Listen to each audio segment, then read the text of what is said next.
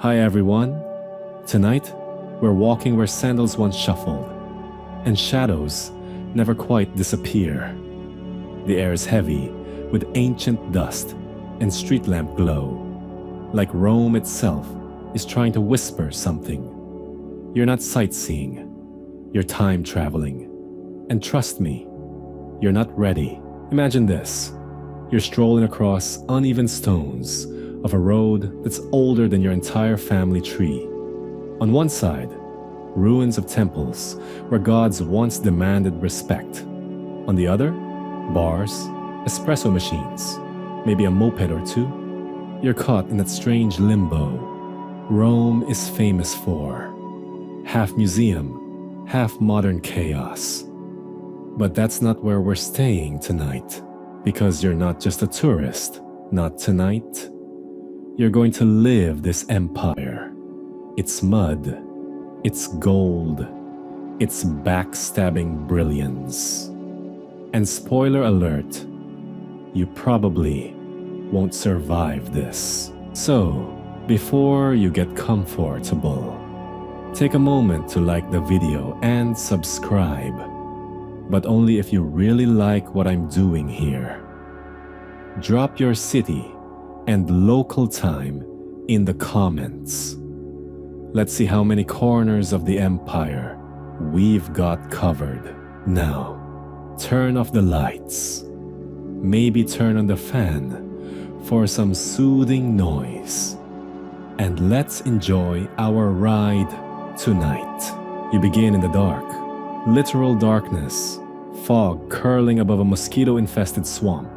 A sun rising over 7 little hills that nobody thinks will matter. There's no marble, no aqueducts, no Colosseum posters, just mud, reeds, and a stench that can only be described as prehistoric plumbing problem. Rome, in her earliest form, is deeply unromantic. The Tiber River oozes rather than flows, and you're ankle deep in muck, wondering how any world power could possibly sprout from this. But it does, because humans, bless our stubbornness, will build anywhere. You walk past the earliest huts, straw-roofed, crudely carved, and occupied by people who are not exactly toga material yet. They're farmers, hunters, shepherds. They bury their dead in urns shaped like little houses, because even in death, a real estate obsession begins early. The first Romans aren't even called Romans. They're Latins, Sabines, Etruscans, tribes with grudges, egos, and no clear Wi-Fi signal. Their neighbors think they're weird. They think their neighbors smell like goat. Everyone agrees that war is the best way to say hello. You overhear a bartering session. Goat for grain, wife for ox. Possibly cousin for ceramic dish. Deal struck in early Latin that's more grunt than grammar. You chuckle. Humanity hasn't changed much. We're still arguing over land and exchanging weird things for temporary happiness. As you climb one of the hills, Palatine, let's say, where things will get spicy later, you spot the beginning of something impossible. 2 boys, left in a basket, crying. Cue the founding myth, Romulus and Remus. You know the story, sort of, but you're seeing it unfold. The she-wolf, she's real. Maybe not quite maternal in the Disney sense, but ferocious, beautiful, licking the boys clean in a cave that feels older than time. Her eyes glint gold in the firelight. She's protective. You're intimidated. Later, humans find the boys.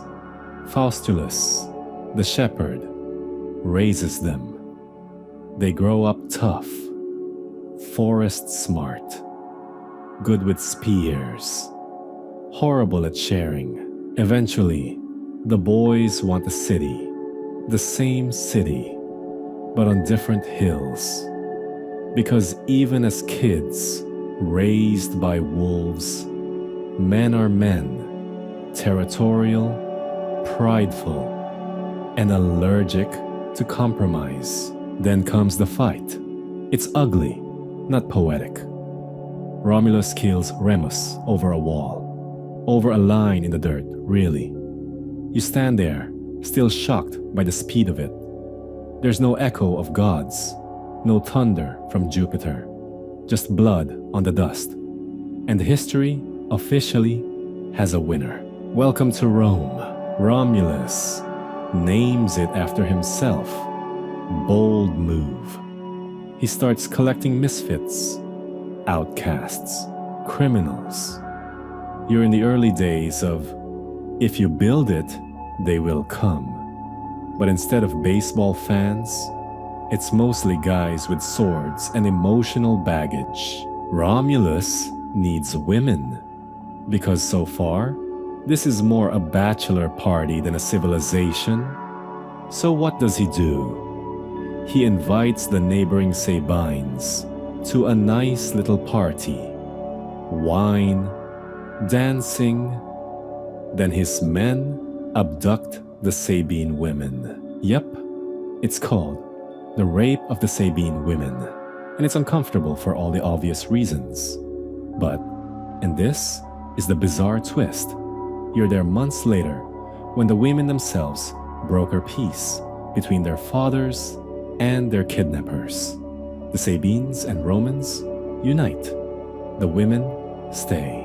Historians still debate whether this alliance was forged by love, politics, or sheer narrative convenience. Romulus rules, then disappears, literally vanishes into a storm cloud. People say he becomes a god. You're not buying it? Probably stabbed, like most Roman leaders eventually are. From there, kings come and go.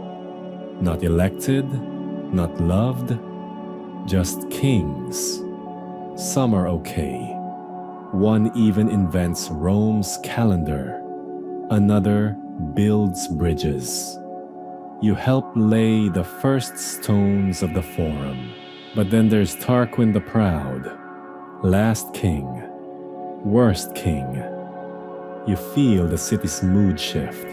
This guy is arrogant, cruel, builds massive temples, sure, but also ignores laws and offends everyone from senators to sacred geese. Then his son assaults a noble woman, Lucretia. You hear the screams, you see the aftermath. And this is the final straw. Lucretia takes her own life. Her father, her husband, her cousin Brutus. They swear Rome will never have another king. The streets erupt. You join the crowd as the royal family is chased out. The monarchy ends, and the republic is born. It's clumsy at first. 2 consuls. A senate full of men who like to talk but hate to agree. You're trying to follow the debates, sometimes held in the rain, while pigeons poop on marble that isn't even marble yet. But still, it's something new, something furious, messy, and very, very Roman. A city that starts with a wolf, a murder, and a lie somehow survives. You rub your eyes. Is it morning already? You're back. Though, if we're being honest, you never really left. The dust of Rome has a way of clinging to your thoughts, like centuries-old static electricity. But this time, the city isn't just a tangle of shadows and myths.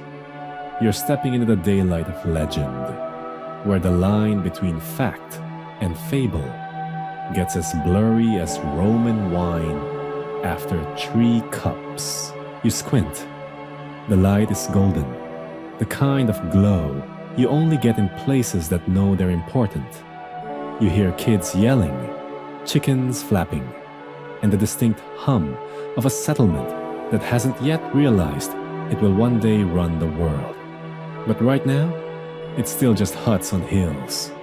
7 hills, specifically Palatine, Aventine, Capitoline, Quirinal, Viminal, Esquiline, and Calian. Say them out loud, and you'll feel smarter. Say them with a Roman accent, and suddenly you've got authority. But at this stage, they're just mounds of strategic dirt, each one with its own small tribe, its own suspicious gods, and an appetite for yelling.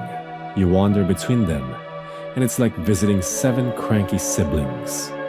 They squabble, they raid each other, they throw sticks, but eventually, the need to not die outweighs the desire to keep arguing.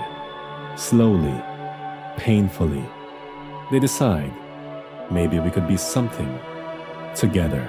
But don't imagine a group hug. Rome doesn't do group hugs. Rome does oaths. They take one, civitas, the community. You're not ruled by a king anymore. You're ruled by law, which, let's be honest, mostly means guys in togas arguing loudly while you try to sell lentils in peace. Still, the early republic starts shaping itself. You're right there as they invent a government nobody else has tried before. 2 consuls share power. There's a senate filled with aristocrats who believe they know everything. Spoiler, they don't. And then there are the plebeians, the working class. That's you, by the way, unless you've been hiding a patrician birth certificate. Plebs do the labor, pay the taxes, fight the wars, and get no voice. So naturally, they strike. Yep, a general strike. You watch as they walk out of the city. Just leave. No more farming. No more fighting. No more listening to guys named Gaius. It works. The patricians panic. Who's going to grow wheat and die in battle now? So they compromise. Sort of. Tribunes are created to speak for the plebs. You meet one named Licinius. His job? Veto dumb laws and shout no a lot. He's basically an ancient Roman version of a walking, not today, Senate. As time goes on, Rome starts flexing. First, it grabs nearby towns. Then farther, you join a legion, not because you want to, but because the recruiter promises sandals, salt, and possibly lunch. You get one of those things. Roman soldiers learn quickly. They fight in tight blocks, called maniples. It's less graceful than a phalanx, but more flexible. You practice stabbing with your gladius, not swinging. Always stab. Swinging is for amateurs and barbarians. That's military policy, and also just good advice. You camp with your legion in rough country. Build a road as you go, and grumble about the lack of decent wine. You eat pulse, a bland porridge that tastes like someone gave up halfway through cooking. Still, the victories start to pile up. Eventually, Rome controls all of Italy. But, and this is wild, they don't enslave everyone. They offer citizenship, alliances, roads, trade. Join us, they say. Pay taxes, send troops, and in return, maybe you get to be Roman. It's not benevolence. It's strategy. And it works. But then, oh boy, then comes Pyrrhus. He's a Greek king, handsome, brilliant, and deeply annoying. You're stationed in southern Italy when he arrives. He brings elephants. You've never seen one. Neither has your commander. Everyone stares like it's a moving building with tusks. The first battle, brutal. Pyrrhus wins, but not easily. The second, same thing. More dead, still a win. But again, barely. You hear the term Pyrrhic victory for the first time. A win so costly, it feels like a loss. Pyrrhus says, if I win one more battle like this, I'm ruined. You nod silently, bleeding slightly, and eating terrible army bread. Eventually, he gives up. Too many losses, too little gain. He goes home. Rome doesn't forget the elephants, though. Mental note: get your own. Back home, things are changing. Rome is bigger, louder, cockier. Roads stretch like veins across the peninsula. Latin spreads. Aqueducts begin trickling in. You help lay stones for a forum that's starting to look less like a goat market and more like a place where senators pretend to be wise. You also hear a word tossed around more and more. Virtues, Roman virtue, strength, loyalty, discipline. Basically, don't cry, don't quit, and always pay full price for dignity. You're trying, but then a tax collector threatens to auction off your house because your goat ate someone else's olives. Rome is many things. Fair isn't always one of them. Still, you stick around, because even when it's corrupt, chaotic, or covered in suspicious smells, Rome has gravity. You feel it. The feeling that you're not just part of a city, you're part of a project. One that will outlast kings, storms, and probably your entire bloodline. One night, as you walk home, past flickering oil lamps, and a man yelling about fish prices, you pause. The she-wolf statue gleams in the moonlight.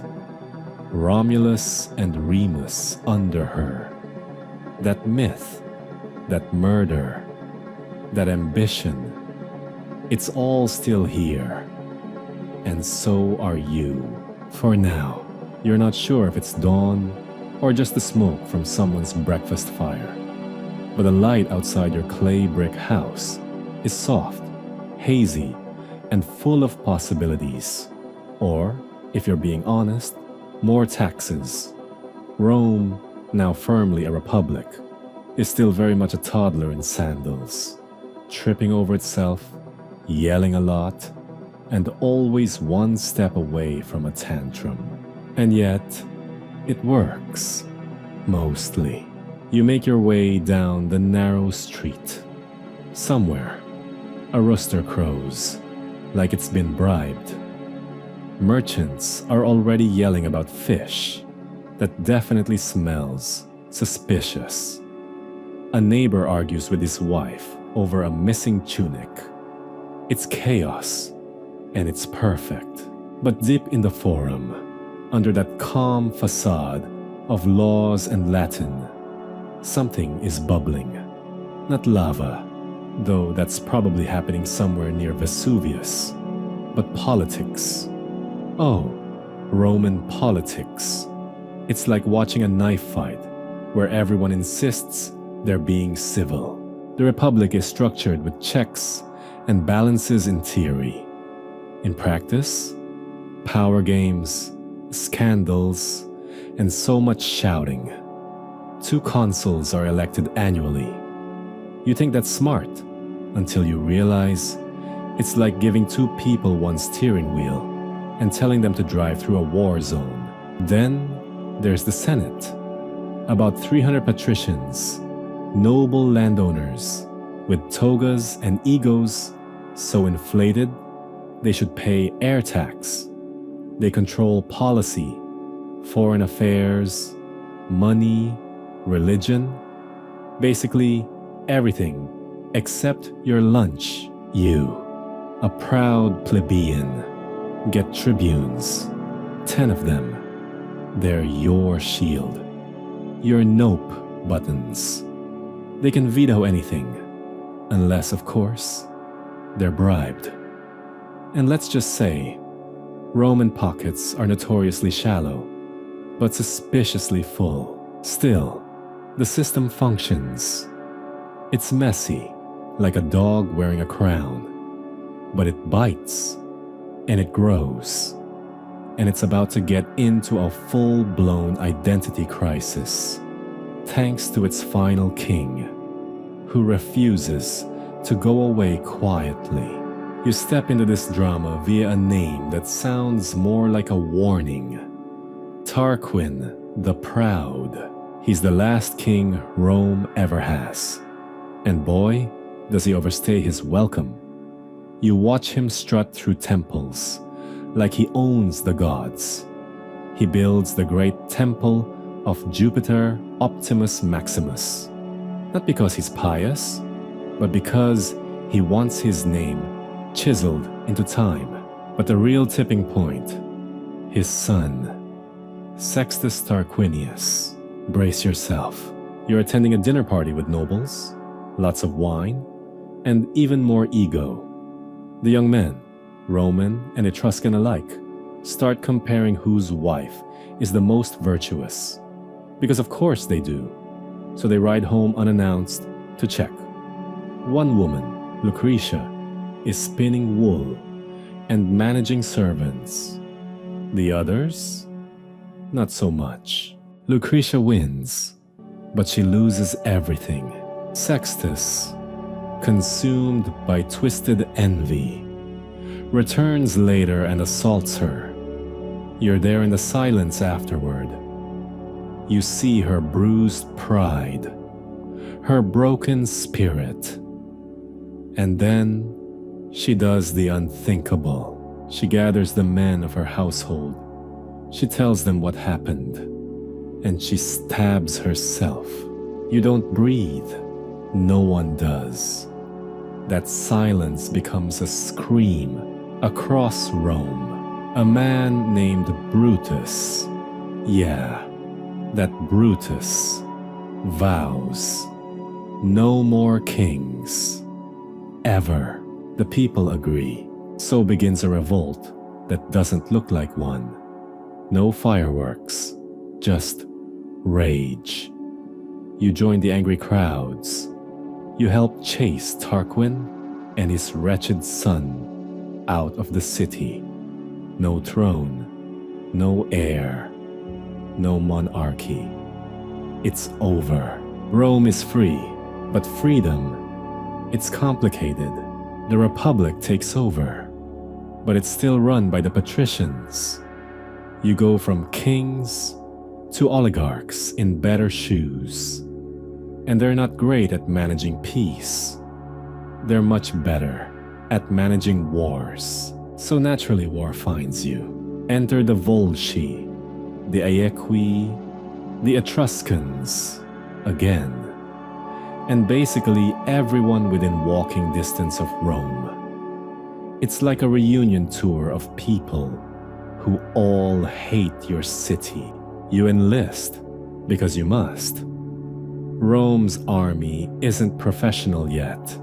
It's you, your neighbors, your grocer, and that guy who always plays the lute at inappropriate times. You train on the Campus Martius. March in lines. Practice stabbing. You eat barley mush and pretend it tastes better when you close your eyes. And then you fight. Skirmishes at first, quick ambushes, stolen goats, the occasional fire arrow. But soon, Rome decides it needs more order in battle. Enter the Manipular Legion, a tight, flexible formation built on maniples, small units. You're placed in the hastati, the frontliners. Your job is to wear down the enemy. It's loud, dirty, terrifying, and effective. Eventually, victories start to feel normal. You see Rome capture Veii, a powerful Etruscan city. It's a big deal, like stealing a rival's entire downtown. The army returns triumphant, and with something new: plunder, land, gold, slaves. Some celebrate, others worry. You do both, because wealth brings temptation, and temptation breeds corruption. At home, things aren't peaceful either. The struggle between plebs and patricians keeps boiling. You march with fellow plebeians to demand access to higher offices. You want land, fair trials, and a voice in how Rome is run. Eventually, your demands work. Kind of. You gain the 12 tables, Rome's first written laws.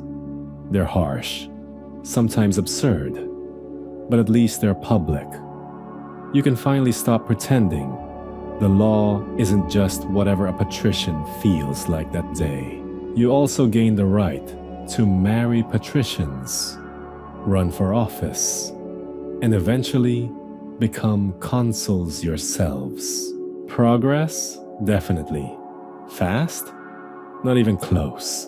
One day, you hear whispers of a man named Cincinnatus, a retired farmer, pulled from his plow to serve as dictator during a crisis. He saves Rome, then goes back to his field. You're amazed.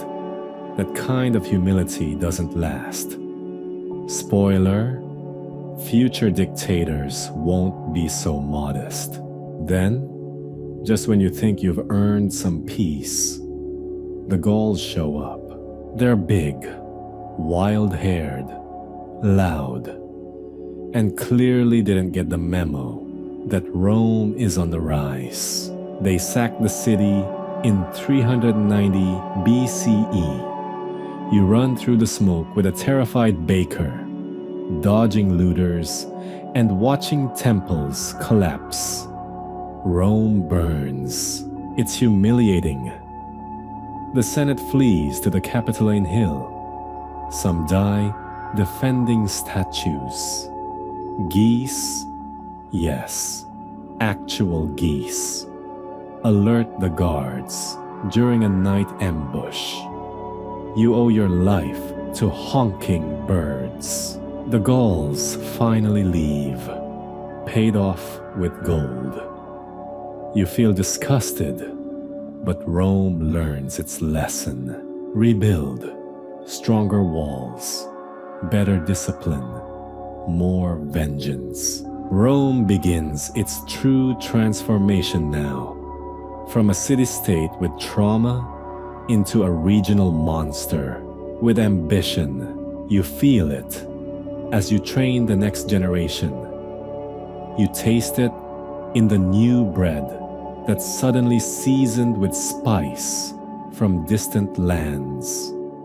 You hear it in the debates, echoing through marble halls. Rome is becoming something else, something hungry, and something permanent. Your boots hit the ground with a soft thud as another Roman road stretches out in front of you, straight, smooth, and unnaturally disciplined, like it's holding its breath. You've been marching for days with your legion, and while your lower back has filed multiple complaints, Your pride has never stood taller, because Rome is no longer just a name whispered among hill tribes or a weird wolf-themed backstory. No, Rome is everywhere. It's brick, blood, and bureaucracy, and it's moving outward with intent. You glance around the camp. Leather tents, stacked javelins, a centurion yelling at someone for snoring too proudly. Everything smells like ash, sweat, and ambition, and yet you feel strangely at home. Because this is the Republic learning how to punch, and not just swing wildly, but jab, pivot, dominate. The wars with neighbors were just practice. Now, Rome is lifting its gaze across the sea, because across that glittering Mediterranean lies something Rome both desires and fears: Carthage. But first, Rome needs a navy, which it does not have. You're at the Forum. The day news arrives. A Carthaginian warship has washed up on shore. You watch as Roman engineers descend on it like curious rats, measuring every plank, sketching, muttering, arguing over wood grain. Then comes the insane idea. Let's copy it. And Rome does, in bulk. You, unfortunately, are recruited for sea duty. And you discover very quickly that Rome wasn't exactly born to sail. Roman soldiers are like bricks, solid, square, and deeply uncomfortable in water. The solution: a boarding device called the corvus, a long plank with a spiky beak that slams into enemy ships, creating a bridge. It's not elegant. It turns naval battles into floating infantry brawls. And it works. The First Punic War begins. You're there when Rome invades Sicily in 264 BCE, declaring it needs to protect its allies, which is ancient Roman code for "we want that island, and also olives." Carthage is rich, ancient, and very good at sailing. You fight alongside other Roman troops on land, while glancing nervously at the harbor, hoping the Carthaginians don't get creative with fire again. The battles rage on. Years pass. Sicily becomes a war zone of trenches, sieges, and heroic last stands. You develop a deep hatred of volcanic ash and goat stew, but you also grow tougher, more precise. The Manipular Legion isn't just a cool name, it's now a machine. Eventually, you're assigned to the crew of a Roman warship. You puke almost immediately. The sea is cruel, the wind is moody, and every Carthaginian trireme looks like it was designed by Poseidon himself.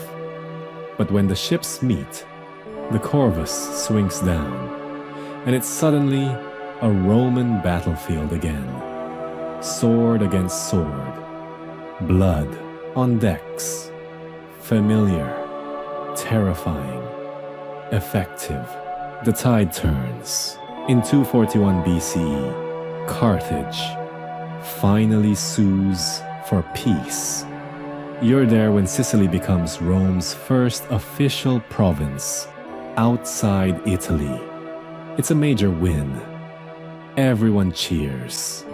You wonder why it doesn't feel like a victory, because now Rome has a taste for empire. And like wine or bad decisions, it doesn't stop at one. Back in Rome, there's celebration and anxiety. Sudden success brings sudden problems. Provinces need governors. Armies need paying. Senators need bigger houses. Corruption seeps in like water under a door. You watch as officials skim off the top, squeeze tax collectors, and turn public service into a private feast. But the poor, still poor. Grain is expensive. Land is being scooped up by elites forming latifundia, massive estates run by slaves. You can't compete with free labor. You try. You fail. You join the mob. The mob in Rome isn't a metaphor. It's an actual mass of frustrated, unemployed citizens, hungry, angry, and increasingly political. They gather at the forum, shout at tribunes, demand bread and rights in that order. You hear the word popularis tossed around. Senators who speak to the people. Then optimates, those who represent the old aristocracy. The division is real and loud and growing. Then comes a revolt from an unexpected place, Sardinia. You're stationed there when it happens. Local tribes, sick of taxes and Roman arrogance, rise up. It's a brutal, muddy conflict. Rome wins, but the cost is high. You lose friends. You lose patience. You lose the illusion that empire is easy. And then, just as Rome is licking its wounds, someone whispers a name that freezes your spine. Hamilcar. He's Carthaginian. And he's furious. While Rome was expanding, Carthage was not just sulking. They were rebuilding in Spain, rich with silver, forests, and fresh soldiers. You watch Roman spies return with reports of cities popping up like mushrooms across the Iberian Peninsula. Carthage is back. And Hamilcar, he's grooming a son. You hear about the boy, quiet, sharp-eyed, obsessed with elephants and war stories. His name? Hannibal. You don't know it yet. But this boy will become the storm that nearly breaks Rome. For now, though, you're back in the capital. You smell incense as you pass temples. Watch gladiators train in wooden arenas. Senators argue over roads and walls, and whether taxes should be paid in coin or wine. Everything feels tense, electric. The Republic is strong, but not stable.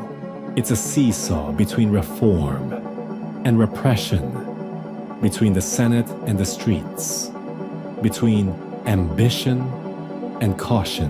One day, you stand at the edge of the city walls and look outward. The sun glints off Roman tiles and temple roofs. Below you, a senator yells about grain prices. Somewhere, a boy practices stabbing with a wooden sword. You sigh. Rome has survived wolves, kings, Gauls, and Greeks. But something darker is coming, something across the Alps, and you get the sinking feeling that the Republic, brilliant, fragile, stubborn, isn't ready. The wind bites harder up here, and your boots crunch over thin ice and loose stone. You're not in Rome anymore, not even close. You're in the high Alps, shivering, side-eyeing your supplies, and praying your sword arm doesn't freeze before you have to use it. Snowflakes stick to your cloak. Behind you, dozens of equally miserable Roman soldiers. In front of you, elephants, huge, grumbling, trunk swinging, definitely should not be here elephants. Some wear crude armor. Others just snort, confused by the cold and annoyed at everyone. You blink. It's real. Welcome to the worst road trip in Roman history. You're walking straight into the Second Punic War. And the guy behind all this madness, Hannibal Barca. Let's backtrack. Because while you're here, freezing with elephant breath in your face, it's worth knowing how you ended up on the losing side of one of the boldest moves in military history. After Carthage's loss in the First Punic War, they weren't allowed to operate in Sicily or much of the Mediterranean. So they looked west to Spain, rich, untamed Spain. Hamilcar Barca, Carthaginian general and drama king, took his troops there and started building something new. A base, an army, a legacy. And then he made his son, young Hannibal, swear an oath of eternal hatred toward Rome. So yeah, this was personal. You didn't notice it at first. Rome was busy handling minor revolts and arguing about tax reforms. But then, a Roman ally in Spain, the city of Saguntum, starts screaming for help. Carthage is closing in. Rome sends a warning. Hannibal ignores it. Siege engines roll. Walls fall. Blood is spilled. Saguntum is gone. Rome declares war. And that's how you ended up here, frostbitten and emotionally exhausted, watching one of the most unthinkable military stunts in history unfold. Hannibal didn't take a fleet across the Mediterranean. He walked with an army and elephants over the freaking Alps. No GPS, no hot meals, just sheer willpower and an insane sense of direction. It takes weeks. You hear the enemy is losing men, animals, and morale. But then he appears in Italy with just enough army left to ruin your entire life. At first, Rome doesn't panic. It's Carthage again, right? Just another North African skirmish, right? Wrong. 218 BCE, Battle of the Trebia. You're stationed with the Roman forces. The ground is frozen. You haven't eaten. And your general, Tiberius Sempronius Longus, insists on fighting anyway. Bad move. You march into an icy river because pride is more important than logic. Hannibal is waiting. His cavalry flanks you. His troops pretend to flee, then turn. You're surrounded. You run, bleeding and furious. Most of your legion does not return. Rome is shaken. 217 BCE, Lake Trasimene. You weren't there, thank Jupiter. But you hear about it? The largest ambush in ancient history. Roman legions are marching near the lake when Hannibal sets a trap. Fog rolls in. Carthaginian soldiers spring from hills. The lake prevents retreat. It's a slaughter. The consul, Flaminius, is killed. So are over 15,000 soldiers. Some drown. Some are hacked down. Some, ironically, get stuck in the mud. You can feel the panic spreading like rot in the Republic. For the first time in generations, people whisper, could Rome fall? Enter Fabius Maximus, nicknamed the Delayer. He's made dictator not a flashy one. His strategy: don't fight Hannibal. Ever. You like it. Your knees like it. But the Senate? Not so much. They call him cowardly. Rome has pride after all. And Fabius keeps waiting. He shadows Hannibal, burns crops to starve him, harasses without committing. It's clever, but it's not very Roman. The public wants action. They want victory. So Rome puts two consuls in charge, Varro and Paulus, because apparently sharing command always works out. 2x BCE Kene. Oh boy, you're there. You wish you weren't. It's the worst day of your life. Rome fields its biggest army ever. Around 80,000 men. You're packed shoulder to shoulder, confident, loud, invincible. Hannibal. He's calm. He places his weakest troops in the center, his cavalry on the wings. You advance. The center collapses on purpose. Then the wings snap shut. You are surrounded. No escape. The sun bakes the field. Blood runs in channels. Men scream. Some try to play dead. Others beg. Hannibal doesn't flinch. You survive only because you faint early and wake up under a pile of bodies. When you crawl out, Rome has lost nearly 50,000 men. Entire legions are gone. Senators, consuls, veterans, all dead. It's the worst defeat in Roman history. The city goes quiet. Doors are closed. Funerals overflow. And still, Rome does not surrender. This is where things get weird. Despite all odds, Rome digs in.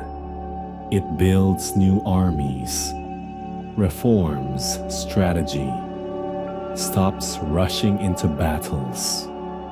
Fabius's delaying tactics are adopted. No more headfirst charges. Meanwhile, Hannibal, he waits. He ravages Italy for years.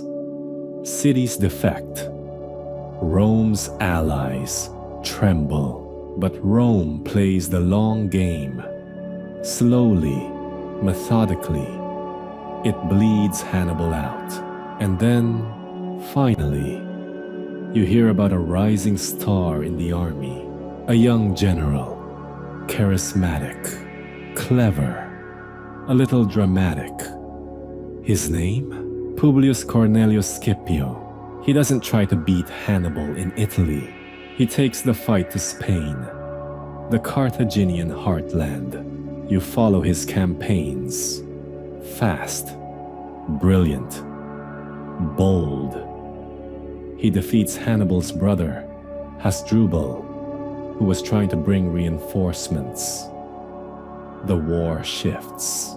In 204 BCE, Scipio invades North Africa. Carthage panics.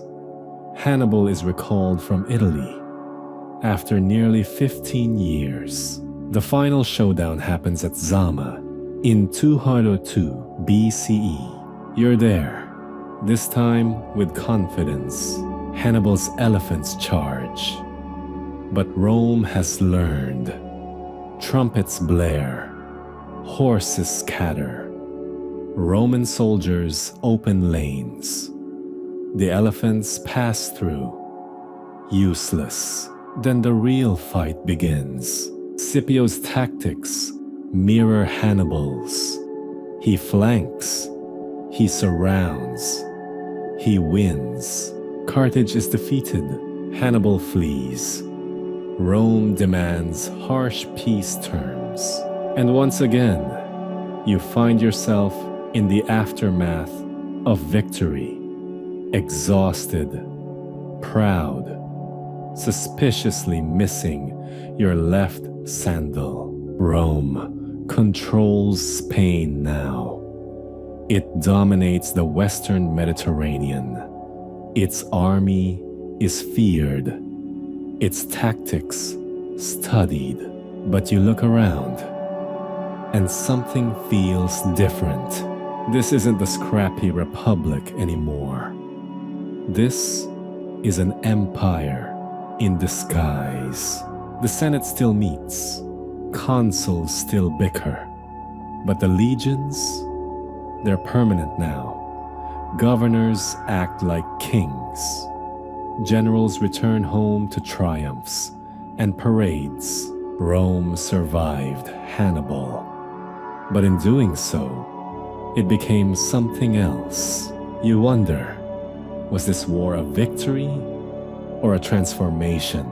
And somewhere in the shadows of Carthage, the city burns quietly, beaten, humiliated, but not yet erased. That you'll come back to later. For now, Rome marches forward, and you follow. You wake up to a sound you've come to fear more than battle cries. Senate gossip. No swords, no elephants. Just a bunch of old men in sandals, debating whether the gods are mad or the grain prices are worse than last year. It's as deadly as war, just slower and significantly more passive-aggressive. You're back in Rome now, after surviving the Second Punic War. Your armor hangs by the door, still stained, still unwashed. But no one's banging war drums this morning. Not out loud anyway, because this next chapter, it's not about swords, it's about ambition. You're going to watch as Rome, now confident and utterly convinced of its greatness, expands, not because it must, but because it can. It begins with a whisper, as always. What about the East? The East? Greece? Macedonia? The places Rome once admired from a distance. Philosophy, theater, geometry. Now the admiration sours. They're too divided, too decadent, too conquerable. Macedon in particular makes the mistake of backing the wrong horse during the Second Punic War. King Philip V tries to flirt with Carthage while Rome's distracted. Rome takes note, adds him to the "we'll deal with you later" list, and then, well, deals with him later. You're there in 197 BCE at the Battle of Cynocephalae. Try saying that 5 times fast in armor. It's wet, foggy, you're ankle deep in mud. Rome faces off against the famed Macedonian phalanx, a wall of spears and coordinated stomping. It looks intimidating until it breaks. Rome's manipular legion proves again that flexibility beats formation. You outmaneuver them. One flank collapses. The other doesn't even notice until it's too late. Rome wins. Greece gasps. And then something strange happens. Rome announces Greece is now free. Yes, free.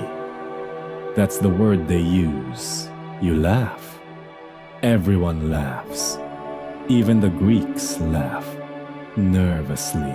Because it turns out freedom often comes with a side order of military presence and a 2-year contract. Meanwhile, in the shadows of Carthage, something darker brews. They've kept to themselves, paid their debts, avoided anything that might look like ambition. But Rome? Rome isn't convinced. Carthage is still wealthy, still coastal, still too much.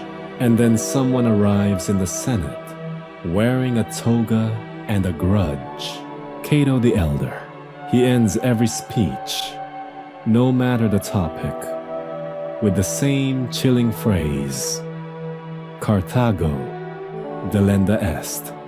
Carthage must be destroyed. Even if he's talking about cabbage prices. You're in the forum one day when he holds up a withered Carthaginian fig and declares, if this can arrive fresh in Rome, then Carthage is too close. Dramatic?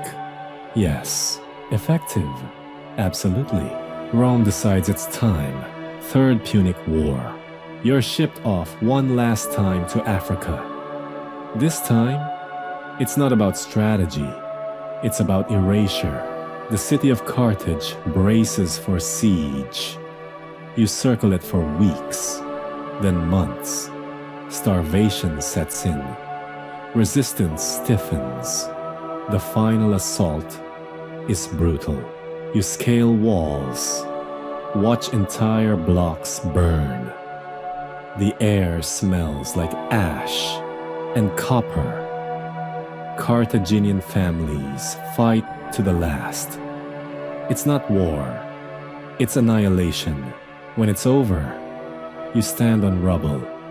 Salt is poured into the soil, symbolically mostly, and Carthage, gone. You never hear Cato say his line again. Mission accomplished. Back in Rome, something feels off. The Republic still functions. Laws still pass. But the city pulses differently now. It's richer, louder, hungrier. Victories abroad have unintended consequences. Wealth pours in. Gold, slaves, exotic animals, Greek tutors. You walk the streets and hear more Greek than Latin. And suddenly, senators stop being modest farmers and start acting like kings. Massive villas appear on hilltops. Art is imported. Luxury becomes the norm. The mos maiorum, the old Roman values, begin to slip. You hear the word virtue more in laments than in speeches. And then the biggest internal wound opens. Land. Veterans return with scars and nothing else. Their farms, bought up by the rich, replaced with slave-run plantations. You see former legionaries begging on street corners, medals rusting on their tunics. Anger brews. Enter the Gracchi brothers, Tiberius and Gaius, young, noble, and dangerously idealistic. Tiberius, the older one, is elected tribune in 133 BCE. He pushes a law to redistribute land, take it from the rich, and give it to poor citizens, especially veterans. You cheer. Everyone you know cheers, except the Senate, because land isn't just property, it's power. And Tiberius, by bypassing the Senate, is playing with fire. He succeeds, briefly, but then, well, you're in the crowd the day it happens. A riot breaks out. Tiberius is clubbed to death by senators. with bench legs from the Senate itself. You don't move. You don't breathe. That's the moment Rome changes. A tribune, a representative of the people, killed by the elite for trying to help the people. It's the first time political murder becomes acceptable, but not the last. Gaius picks up the torch. 10 years later, he's sharper, more eloquent. He expands his brother's reforms. Cheap grain, judicial reforms, even proposing full citizenship for Italian allies. He's popular, too popular. The Senate panics again. Violence returns. Cornered on the Aventine Hill, Gaius and his supporters face Roman troops. He orders a slave to kill him before the mob can. 2 brothers, 2 corpses, 2 very different Romes. The Republic now walks with a limp, and in its shadow, you see something forming. Personal armies. Generals start commanding legions loyal to them, not to the state. Because these generals promise land, loot, and glory. You begin to suspect the real enemy isn't Carthage, or Macedon, or barbarians. It's ambition. The kind of ambition that stabs you with a smile. The kind that wears a laurel wreath and forgets the forum is not a throne room. The kind that soon enough will have a name, and that name is Marius. But we'll get to him tomorrow. Tonight, you drift to sleep, wondering if the Republic can survive another victory. Because each time Rome wins, it seems to lose a little more of itself. You wake up early, the kind of early where even the roosters are hitting snooze. Rome hasn't changed much since yesterday. Still bustling, still marble-stained and mule-scented. But something in the air feels different. Heavier, like the city is holding its breath. Because this isn't a Rome of wars abroad anymore. This is Rome turning its sharpest weapons inward. The streets are crowded. You step over puddles, past bread sellers, past walls with graffiti that reads, Marius for the people, and Sulla saves the Senate. And that, friend, is your first clue that you're about to live through one of the Republic's messiest, bloodiest, most backstabbing decades ever. So put on your emotional armor. You're going to need it. Meet Gaius Marius, a new man, which is Roman, for nobody's dad was famous. He's not from the old patrician families. He's from Arpinum, a small town. The kind of place Rome tolerates, but never fully trusts. But Marius, he rises. And when we say rises, we mean like a missile. He's elected consul an astonishing 7 times, a record so obnoxious it practically becomes a threat to the system. But the reason he gets away with it is simple. The Marian reforms. You're there when he announces them. They change everything. Before this, only landowners could serve in the legions. Rome liked the idea of soldiers having skin in the game. You know, since they might die in it. But Rome's wars are now too big, too long, too bloody. Marius opens enlistment to everyone. No land? No problem. Come bleed for the Republic, and you'll get land later.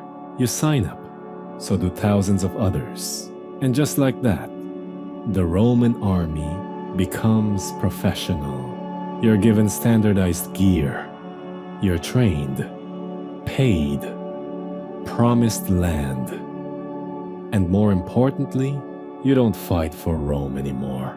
You fight for your general. Loyalty shifts, slowly, quietly, fatally. Marius doesn't just fight wars. He wins them. First, against Jugurtha, the slippery North African king who plays Roman politics like a liar. Marius finally captures him with help from a certain ambitious subordinate, Lucius Cornelius Sulla. Remember the name. Then there's the threat from the north, the Cimbri and Teutones, massive Germanic tribes migrating like an avalanche. Panic spreads through Rome. You hear rumors. They're giants. They eat babies. They sneeze thunder. They also annihilate a Roman army at Arausio in 105 BCE. Marius is elected again, and again, and again. He finally confronts the tribes at Aquae Sextiae and Vercellae. You're there. The fighting is brutal, but Rome wins massively. You return to Rome, a hero's follower. Marius is now the third founder of Rome. First Romulus, then Camillus, now Marius. But power corrupts even the guy who reforms the army. Enter Sulla. He's patrician, pale, sharp as a dagger. You once heard someone say he smiles like a wolf on a diet. He wants command of the legions heading to fight Mithridates, a Persianish king with a love for poison and rebellion. But the Senate, surprise, gives it to Marius instead. Sulla snaps. 88 BCE. You're there. The world breaks. Sulla Marcus on Rome. Let that sink in. A Roman general leads his own legions into the city, not to fight an enemy, but to seize control of Rome itself. You hear it before you see it. Boots on stone, swords unsheathed, screams in the Senate. It's the moment everything the Republic stood for melts in the sun. Sulla takes the city. Marius flees, barefoot, through swamps. You wonder if this is the end, but it's not. Marius returns with an army of his own. He retakes the city, but this time, there's no grace left in him. The streets run red. Heads appear on pikes in the forum. It's not politics anymore. It's revenge. Marius dies soon after. Natural causes, they say. You don't ask what natural means in a Rome that now keeps score with swords. Sulla returns again. This time as a dictator, not the temporary kind from old wars. A new kind, one with no time limit. You're made to chant for the safety of the Republic. But everyone knows this is a purge. Sulla publishes prescription lists, names of enemies of the state. You wake up to find your neighbor's name on it. By noon, he's dead. His property auctioned to Sulla's allies. No trial, no appeal. Just a name, a sword, and silence. It's efficient. It's terrifying. It's very Roman. Sulla rewrites the Constitution, strips power from the tribunes, strengthens the Senate, declares the Republic restored, and then He retires. Seriously. He just walks away. You see him once in his country villa, drinking wine, dictating his memoirs, and pretending he didn't just light the Republic on fire and walk through the ashes barefoot. In the power vacuum Sulla leaves behind, new players step in. You see a teenager in a plain toga, paying quiet attention to everything. His name is Gaius Julius Caesar. Then there's Pompey, a general so successful, so young, that people start calling him Magnus the Great, just to keep him humble. You also meet Crassus, rich, calculating, and eerily obsessed with buying burning houses. Seriously, that was his thing. These three will become the next storm. But for now, the Republic limps forward. On the surface, Rome still functions. Elections, debates, feasts, and sacrifices. But underneath, the ground is cracked. You see it in the way senators now leave home with bodyguards, in how crowds chant generals' names louder than consuls, in how land reforms keep returning and keep ending in blood. The Republic, the real one, the one of Brutus and Cicero's daydreams. It's not dead, but it's definitely in critical condition, and all it needs now is one more push. Spoiler: Caesar's about to give it. You're leaning against a column in the Forum, nibbling on a fig, and pretending the marble beneath you isn't still warm from the previous riot. Rome looks normal. Pigeons circling the statues, vendors yelling over bruised apples, senators in spotless togas pretending not to sweat. But there's something off. It's the whispers. They float under the din of the crowd. Caesar, Pompey, Crassus. You hear their names in taverns, in bathhouses, in the ridiculous poetry your neighbor's nephew keeps writing. But they're not just names anymore. They're gravitational forces, pulling everything: the Republic, the provinces, the public imagination, into a triangle sharp enough to bleed. So let's unpack this slow-boiling disaster. It begins with a deal, not an official law, not a treaty. Just three powerful men realizing they can get more done by cooperating than by stabbing each other.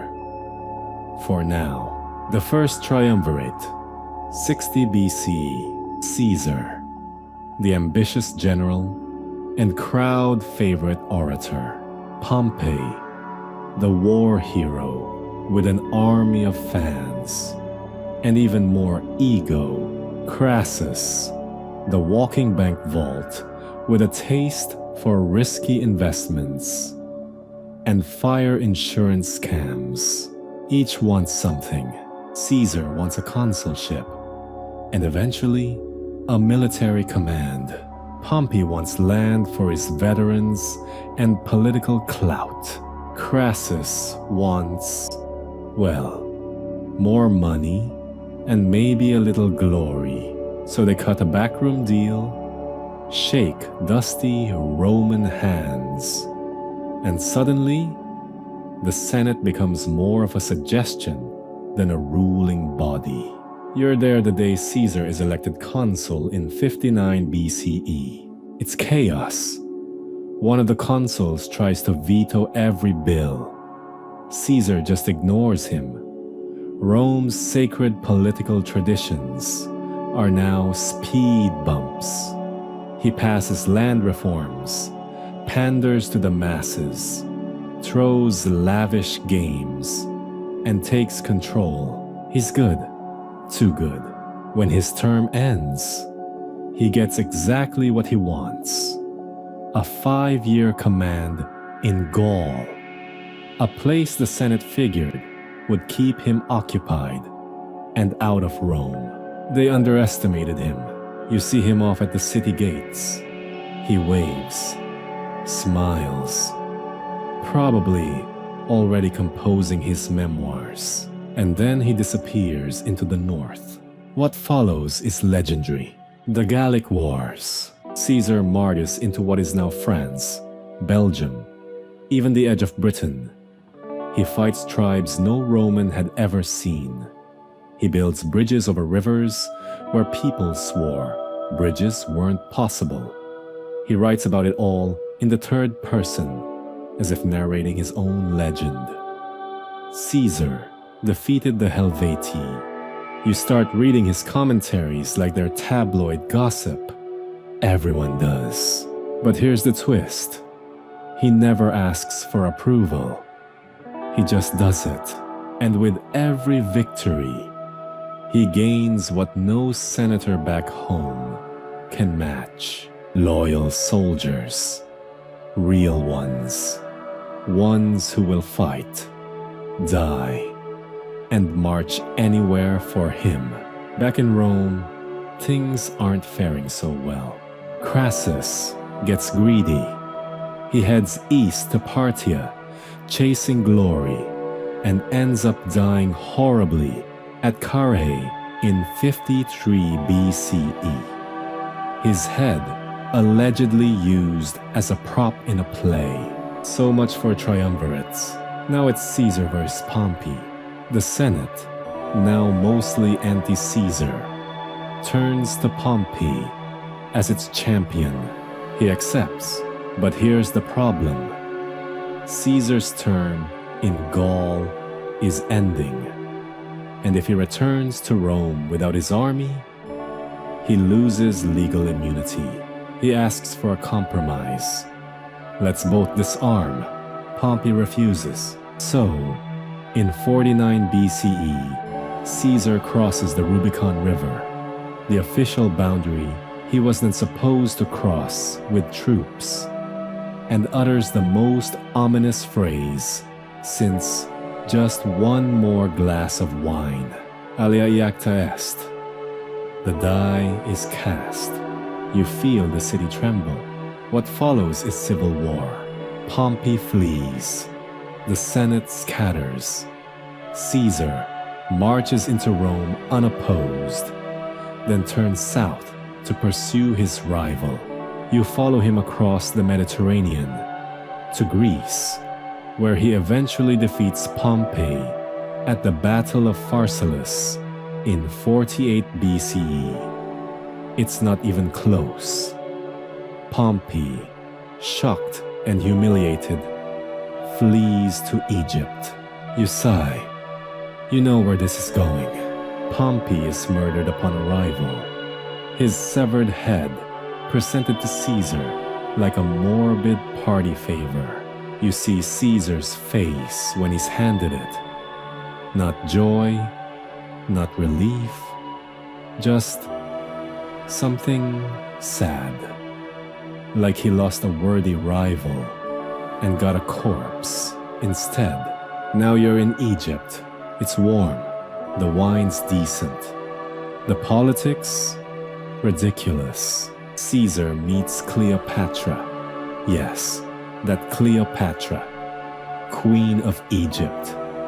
Brilliant, manipulative, dangerously charismatic. You blink, and suddenly, Caesar is knee-deep in Nile drama, backing Cleopatra against her brother in a dynastic civil war. There's even a legendary rug involved. Don't ask. Eventually, Caesar helps secure Cleopatra's throne. Rumors swirl of a romance. A child. Political alliances disguised as pillow talk. You roll your eyes. Rome does not handle gossip well. Back in Rome, Caesar returns. Not as consul, not as general, but as dictator. first temporarily, then for 10 years, then for life. The Senate, at this point, is basically a theatrical troupe. Caesar appoints his own magistrates, expands the Senate with loyalists, and enacts reforms that range from brilliant land for veterans, calendar reform, to terrifying, unquestioned authority, divine honors. You're impressed, you're worried, because while Caesar rejects the title of king, he starts to act like one. Statues appear of him in temples. People call him Father of the Fatherland. His face appears on coins, an honor once reserved for the gods. And yet, he still walks among the people, throws games, pardons enemies. Maybe, you think, this won't end badly. Maybe he really can fix the Republic. Then you hear it, the murmur, the plan, the knives being sharpened in the shadows of the Curia. Even gods must fall. March 15th, 44 BCE. The Ides. You're in the Forum when the news breaks. Caesar is dead, stabbed 23 times by a group of senators, many of them men he pardoned, trusted, even promoted. Brutus, Cassius, Decimus. The city erupts. Some cheer, some weep, some riot. You walk the streets that night and see torches flickering in vigil. And yet, among the sobs and silence, you hear the most terrifying thing of all. Who's next? Because killing Caesar didn't restore the Republic. It simply left a power vacuum, one that will be filled violently. You'd think after the Ides of March, after Caesar's blood dried on the Senate floor, after Brutus dropped that "not that I loved Caesar less" line that no one really bought, Rome would calm down, reset, take a deep breath. It does not. Instead, it does what Rome now does best: combust. You wake up the next day to chaos. Some say Caesar had it coming. Others say he was a god in progress. The Senate? They're divided, half smug, half very aware that the angry mob outside is calling them all traitors. And that vacuum Caesar left? It's not empty for long.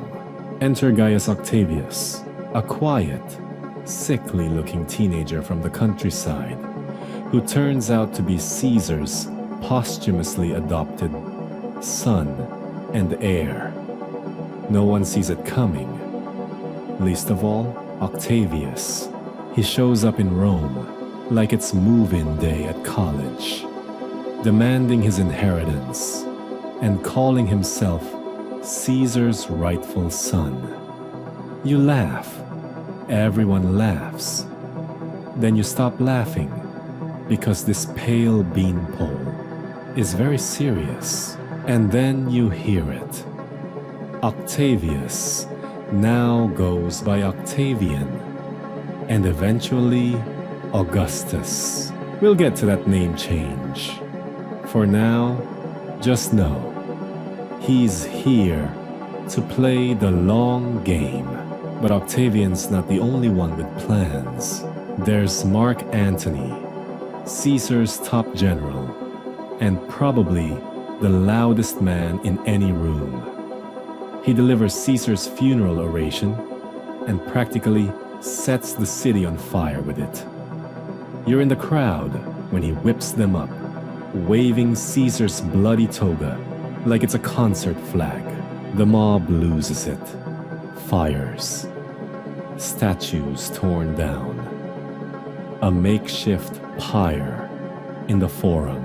Suddenly, the liberators, Brutus, Cassius, all those philosophical backstabbers are running for their lives. Rome splits again. Now, in true Roman fashion, it's time for another power-sharing scheme. Welcome to the second triumvirate, formed in 43 BCE. Octavian, Antony, and, surprise, Lepidus. Lepidus is the political equivalent of lettuce. Technically present, but nobody's here for him. Their mission: avenge Caesar and reorder the state. Step 1. Prescriptions. Yeah, we're doing this again. You see the lists go up. Names, faces, death sentences, rewards for heads. One name sticks out: Cicero, the orator, the philosopher, the guy who never knew when to shut up. He'd sided with the Senate, and more importantly, insulted Antony one too many times. He's hunted down and killed.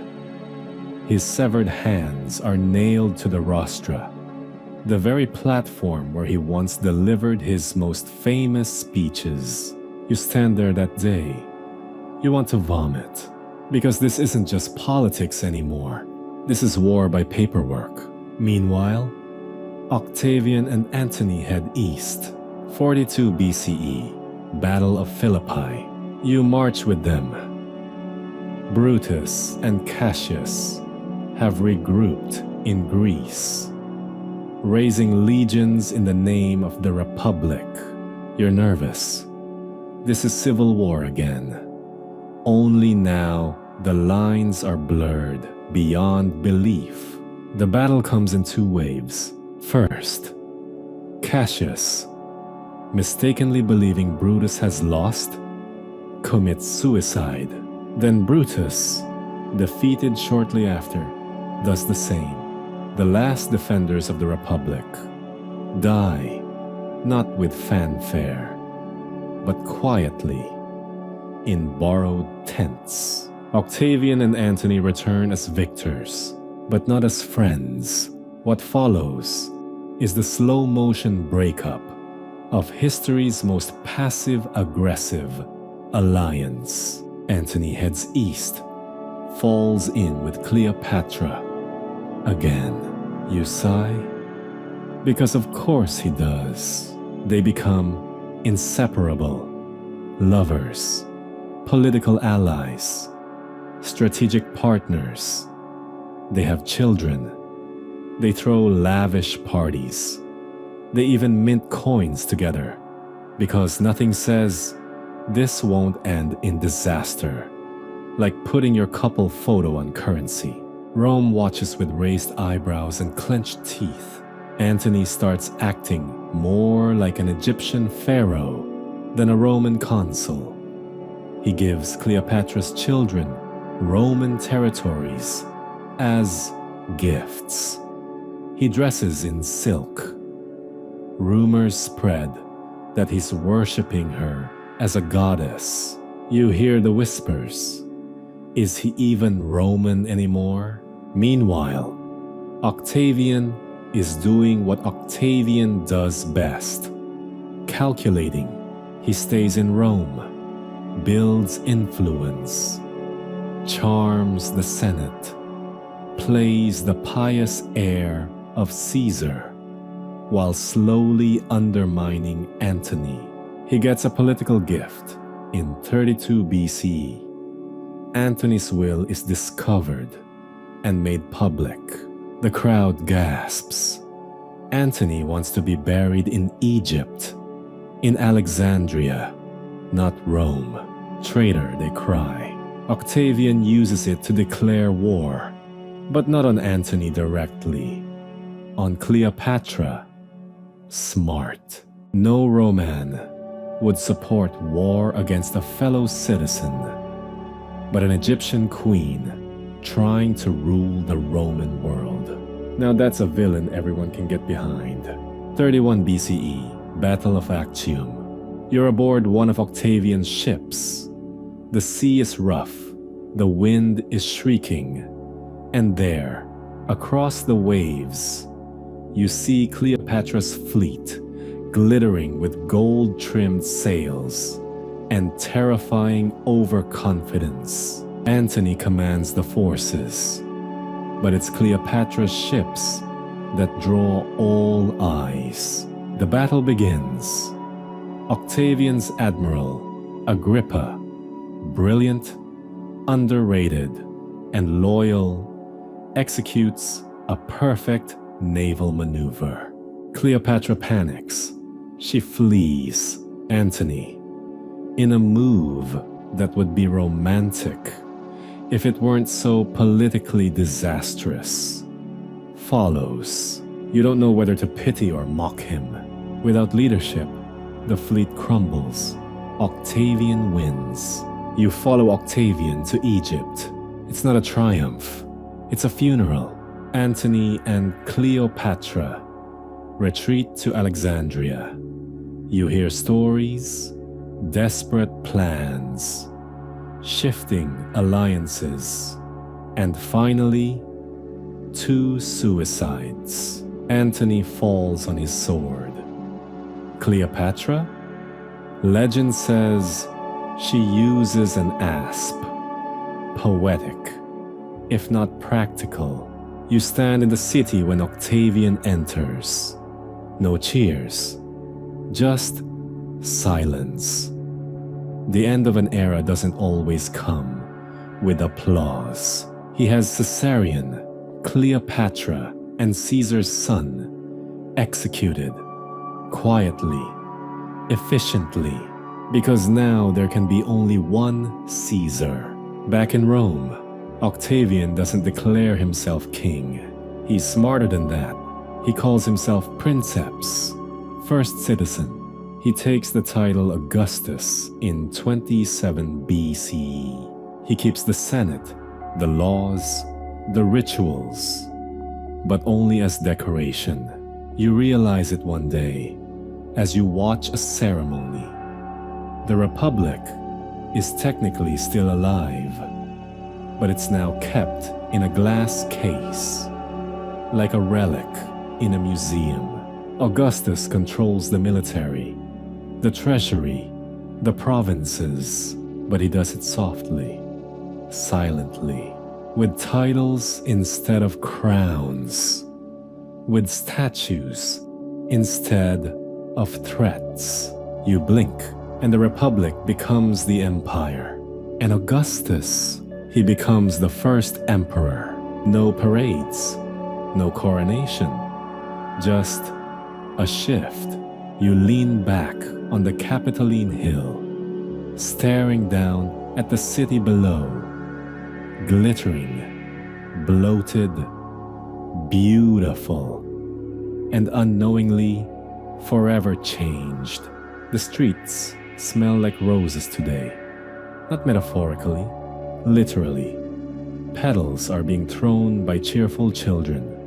Nobles in polished togas are waving from decorated litters. And there's that overly dramatic guy reading poetry from a balcony. Rome is having a moment. Why?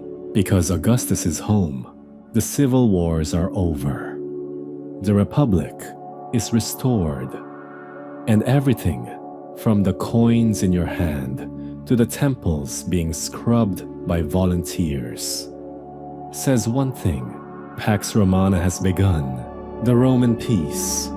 Sounds relaxing, right? Kind of. You're a few years older now.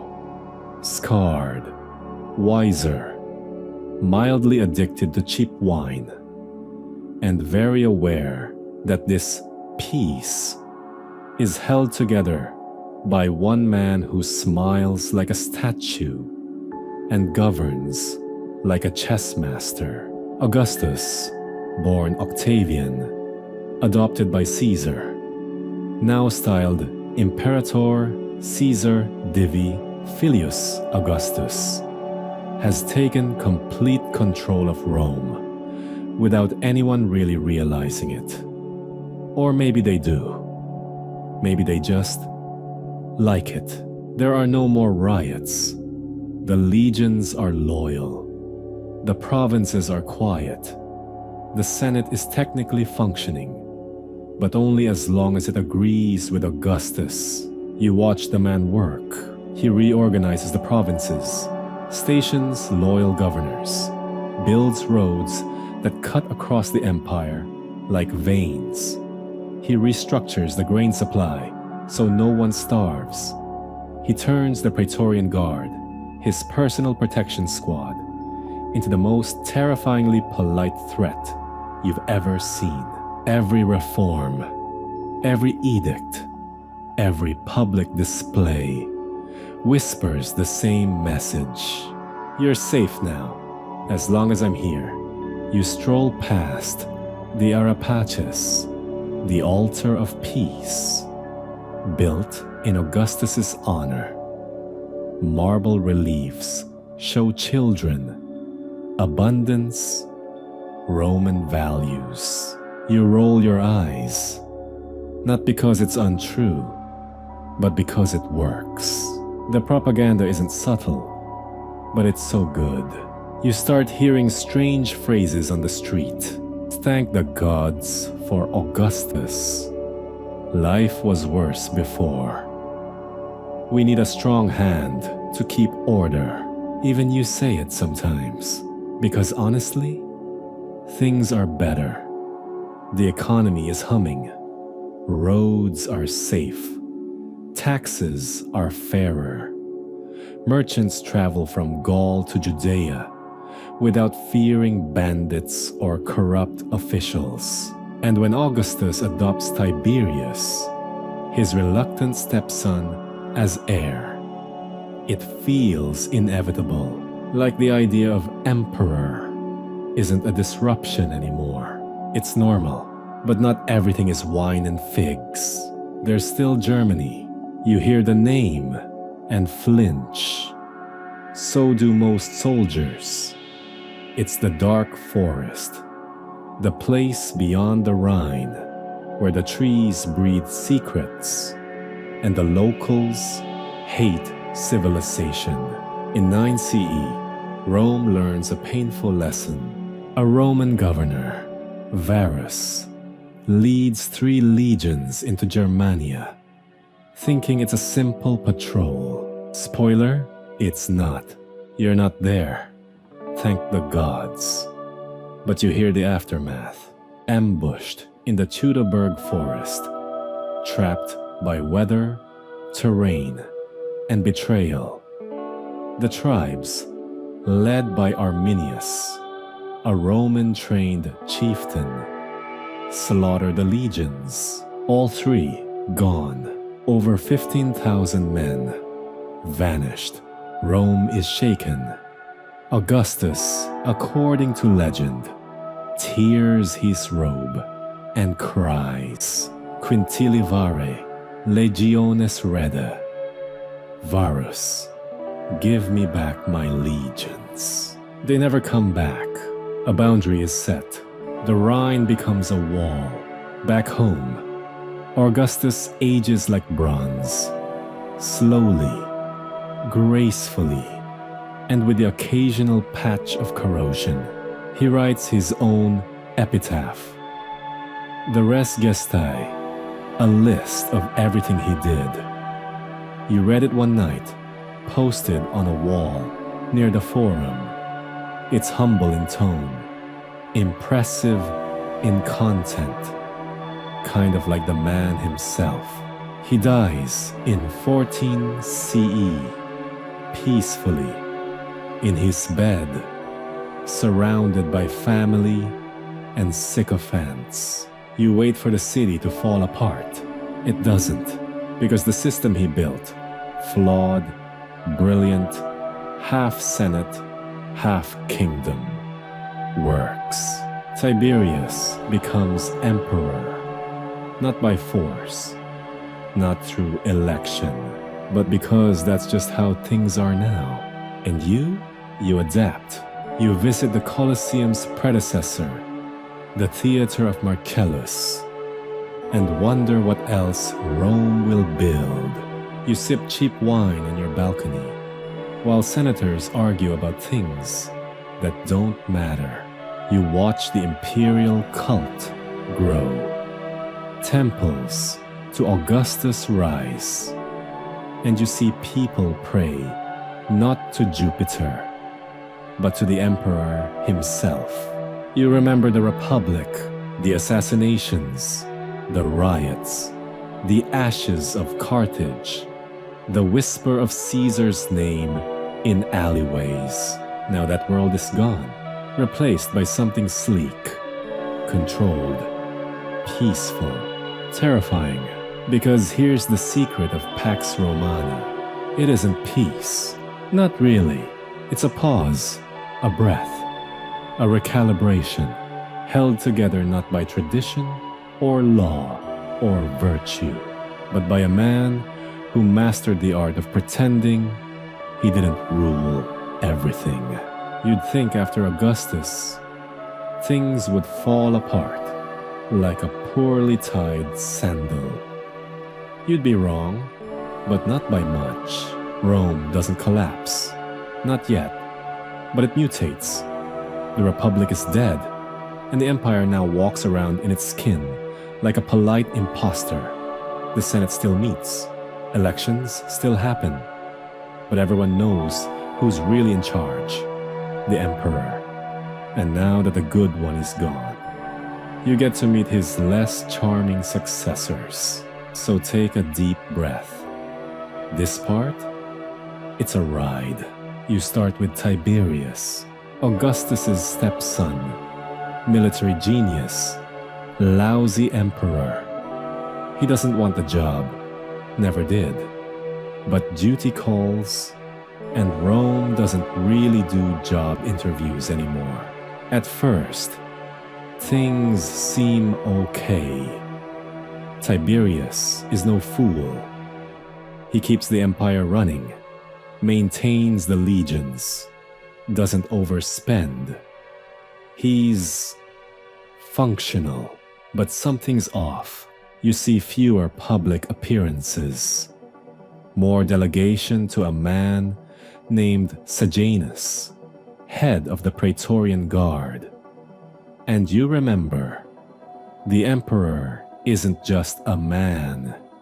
He's the target for every dagger in the city. So Tiberius does what any rational leader would do in a high-stress political environment. He leaves, retreats to the island of Capri, high on cliffs, surrounded by sea and suspicion. You hear rumors, palace orgies, bizarre rituals, pet snakes trained to whisper treason. Most of it's nonsense. Probably. But the image sticks. A paranoid emperor watching his empire from afar, while Rome simmers. Sejanus, he overreaches, plots to seize power. Eventually, he's executed. Quietly, then not so quietly. Bodies start dropping. Senators vanish. By the time Tiberius dies in 37 CE, possibly smothered with a pillow, depending on which gossip you believe, Rome is ready for something different. Unfortunately, it gets Caligula. Ah yes, Caligula. Real name, Gaius. Nickname, Little Boots. Given to him by soldiers when he was a child, prancing around military camps in tiny armor. Adorable, right? That's where the fun ends. At first, you're hopeful. Caligula starts strong, rebuilding Rome's treasury, handing out bonuses to soldiers, hosting public games. But then, he gets sick. A mysterious illness. Fever, maybe? Or a stroke? Or maybe he just wakes up one day and decides reality is optional. Because Caligula loses it fully. You hear stories, making senators run beside his chariot, ordering the moon to appear at night, announcing himself a living god. He builds a marble stable for his horse, Incitatus, complete with gold bowls, a personal servant, and allegedly tries to make him consul.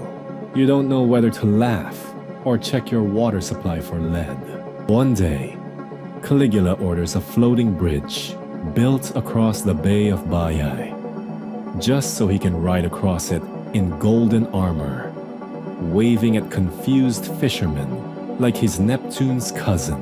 Rome starts to twitch. By 41 CE, his own Praetorian Guard has had enough. They corner him in a hallway, stab him repeatedly, and dispose of the emperor in the most Roman way possible. Mid-sentence. Next, Claudius. Everyone underestimates Claudius. He's awkward, stutters, walks with a limp, hides behind curtains during political meetings. But guess what? He's brilliant. Once crowned, almost by accident, he turns out to be a policy nerd with a taste for efficiency. He expands the empire to Britannia, which everyone else avoided, like a cousin with bad breath. You go with him. Britain is wild, foggy, full of angry locals with blue paint on their faces. You help build roads, forts, bathhouses. You freeze in the rain and wonder why Rome wants this rock so badly. But Rome always wants more. Claudius also builds a massive port at Ostia, improves the legal system, and centralizes imperial bureaucracy. He marries Agrippina the Younger, his niece. Yes, niece.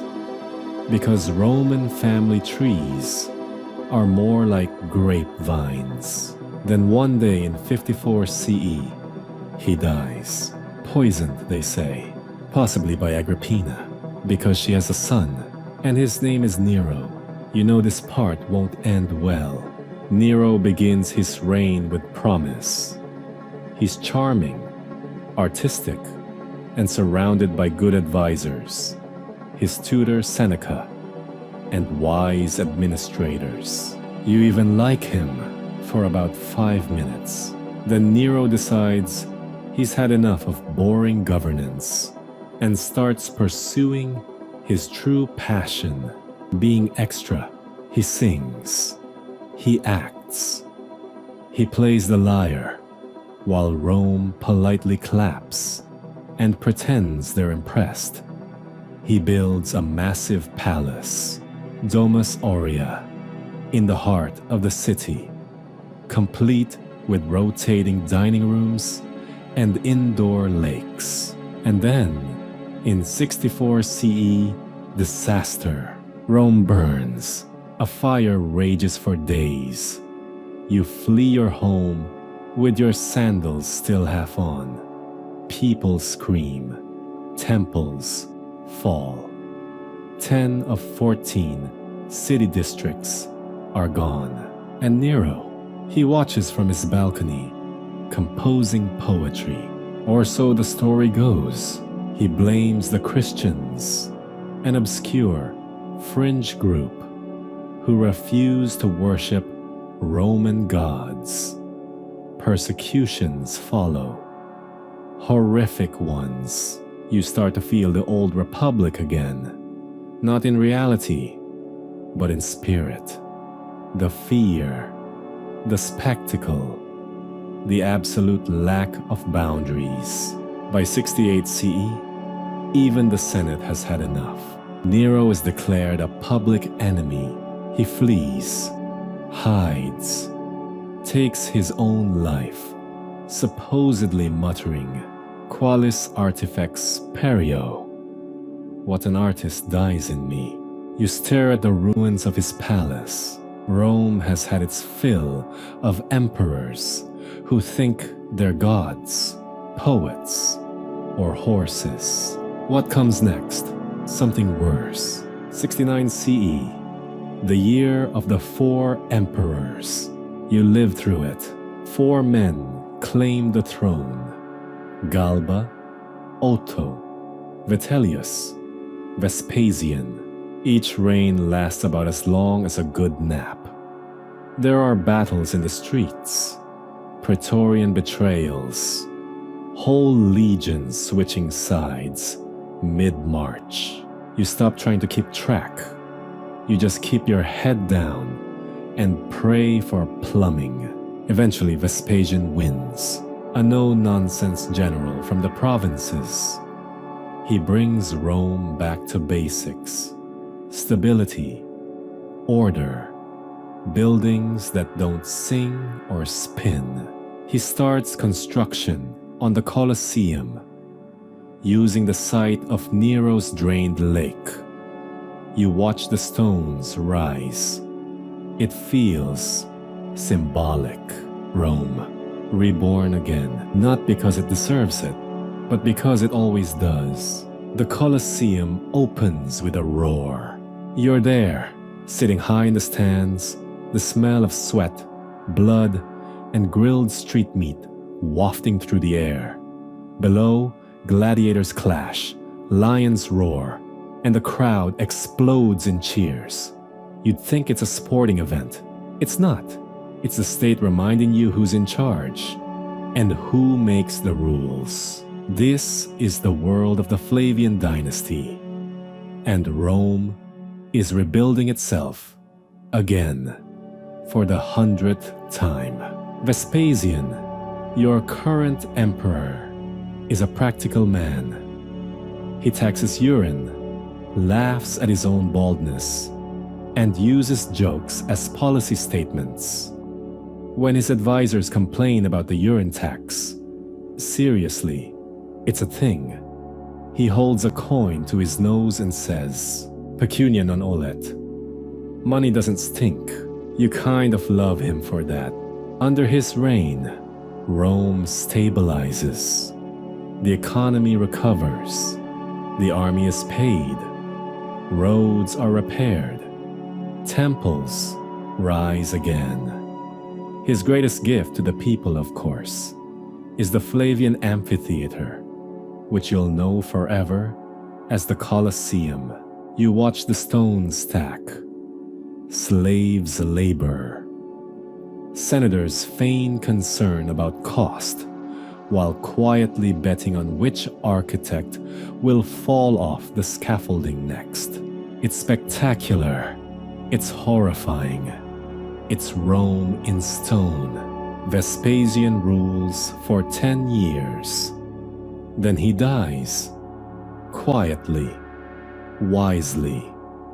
Legend says his last words were, "Vai puto Deus fio. Alas, I think I'm becoming a god." The Romans will literally deify him. You roll your eyes. But hey, you've seen stranger. Now comes his son, Titus, charming, educated, handsome in a very sculpted, coin-worthy kind of way. You like Titus immediately. So does everyone. Too bad the gods don't. His short reign, 7981 CE, is plagued with disaster. First, Mount Vesuvius erupts. You smell the ash from hundreds of miles away. Pompeii and Herculaneum are obliterated, swallowed in fire and stone. Thousands die. You hear survivors wailing in the forum. clutching what little they could carry. Then a plague sweeps the empire, followed by a fire in Rome. And yet, Titus doesn't run. He rebuilds, helps, pays out of the treasury, opens his palace to refugees. He becomes known as the darling of the human race. And just when people start to believe he'll be the next Augustus, he dies at 41. You don't cry easily, but that one stings. Next, Domitian, Titus's younger brother, paranoid, precise, and very into micromanaging. Domitian builds, he fights, he raises soldiers' pay, he restores morale, but he's also watching you everywhere. He demands to be called Dominus et Deus, Lord and God. You laugh quietly in your kitchen, then check the window to see if anyone heard. You remember how his spies work. Rumors, whispers, anonymous notes, even jokes can get you killed. And yet, he governs well. For a time, he renovates Rome, expands the frontier, cracks down on corruption. Some provinces flourish, but tyranny never ages well.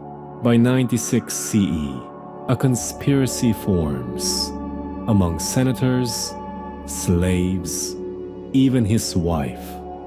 Domitian is stabbed to death in his palace. Rome exhales. The Senate scrambles. The empire needs stability, decency, a little less divine delusion. So they pick a man no one expects. A bookish, elderly senator, Nerva. Nerva rules briefly. He doesn't seek power. He's basically the imperial version of, fine, I'll do it. But he makes one genius move. He adopts a successor, not a son, not a nephew, but someone qualified, a general, beloved, proven, Trajan. And with that decision, Rome enters its golden age. Trajan rules from 98-117 CE. You know it's different the moment he enters the city gates. He doesn't ride in chariots. He walks, talks, visits troops in person, eats with commoners. He's the emperor who says, please, and also the emperor who conquers. You march with him to Dacia, modern-day Romania. It's a brutal campaign, fought in cold mountains against fierce resistance. But Rome wins. The spoils fund a construction spree. You return home and see Trajan's Forum, vast and echoing. Trajan's Market, an early version of a shopping mall. Trajan's Column, a 100-foot comic strip in stone, depicting the Dacian Wars in obsessive, spiraling detail. You stare at it, tracing each carved figure, realizing it's both history and propaganda. Trajan tells a story. Rome is mighty. Rome is just. Rome brings order to the wild. You know it's half true, but it feels good to believe it.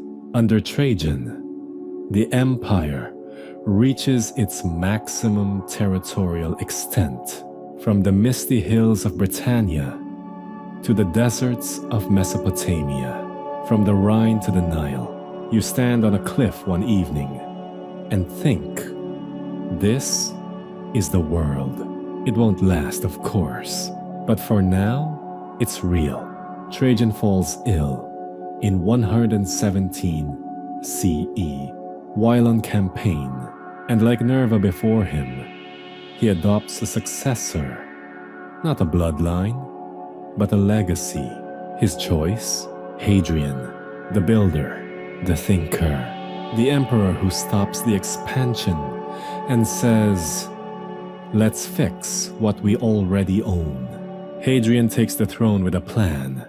He tours the empire, not by carriage, but on foot, personally, from Gaul to Judea, from Egypt to Athens. You follow him for a part of the journey. You see him speak Greek better than half the locals. You see him commission Hadrian's Wall in Britain, marking the northern frontier. His message, Rome ends here, and that's okay. He rebuilds infrastructure, reforms the military, promotes arts and architecture, obsesses over Greek culture, like it's a college phase he never outgrew. He also suppresses the Bar Kokhba revolt in Judea. Harshly, brutally, thousands die. Jerusalem is razed.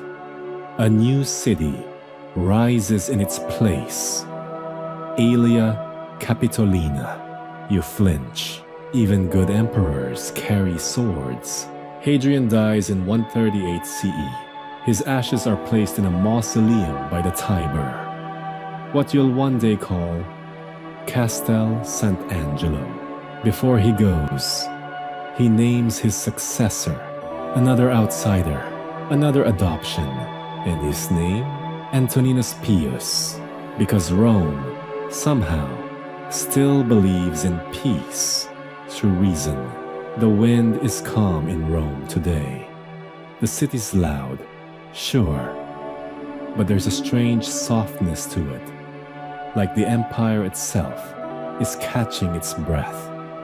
You sip your wine from a terrace overlooking the Tiber and realize this is the eye of the storm, because now ruling is less about conquering and more about maintaining the world's biggest, most dysfunctional family reunion. Welcome to the reign of Antoninus Pius and the beginning of the 5 good emperors that people will still rave about centuries later. Antoninus Pius rules from 138 to 161 CE. You barely notice the transition. That's the point. He doesn't go on flashy conquests, doesn't build giant palaces for his horse. He doesn't even leave Italy, not once. Instead, he administers gently, firmly, and with endless patience. You call him the world's most competent uncle. He keeps taxes fair. Legal reforms come steadily, not dramatically. He encourages public morality without being a hypocrite.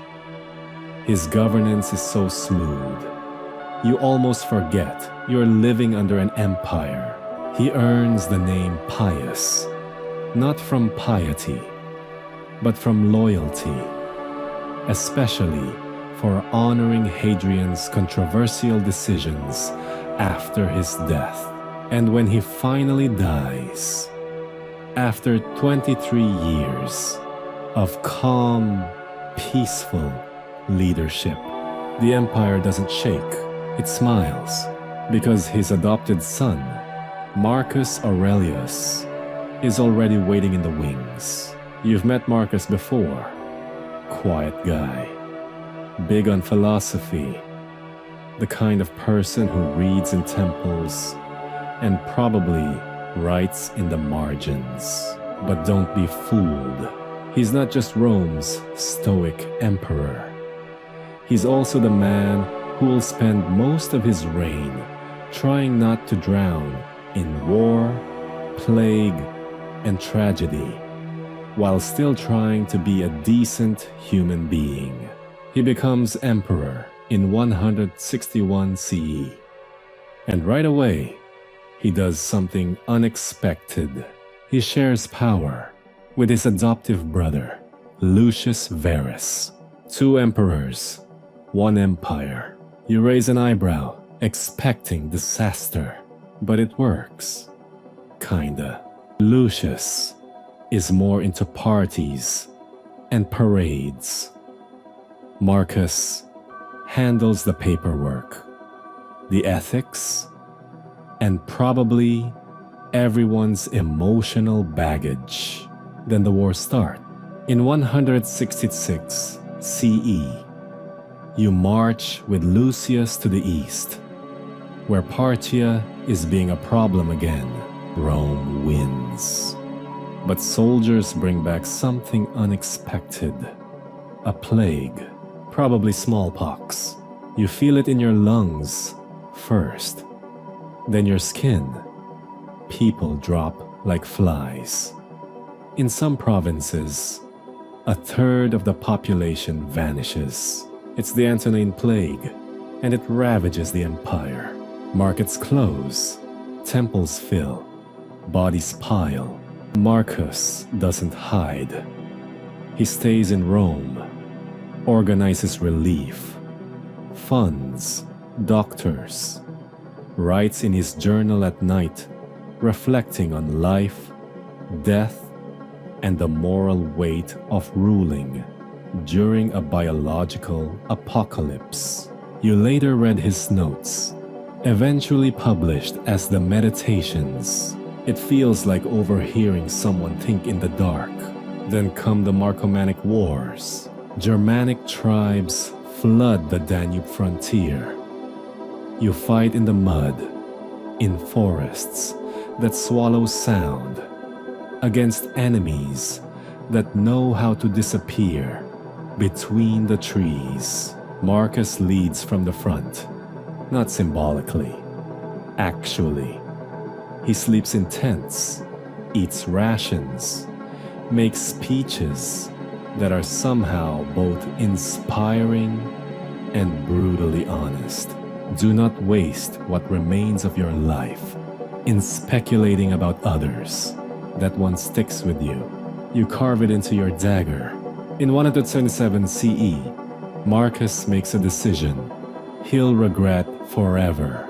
He names his son Commodus as co-emperor. Up until now, the empire has been passed between adopted heirs, chosen for their talent, not their blood. Marcus breaks that chain. Why? Maybe he thought his son would rise to the occasion. Maybe he just loved him too much to see him clearly. 180 CE. Marcus dies on campaign in modern-day Austria. He doesn't go home, doesn't get a victory parade.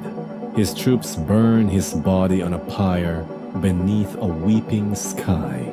You stand in silence, smoke curling into the clouds, and whisper a line from his Meditations.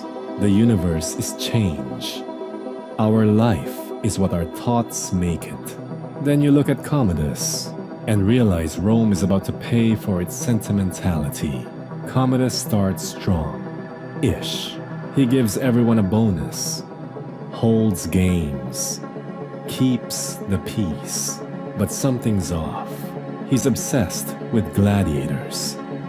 Starts dressing like Hercules, parading around the city in lion skins, carrying a wooden club. You laugh the first time you see it, then you stop, because he doesn't just pretend to be a god, he believes it.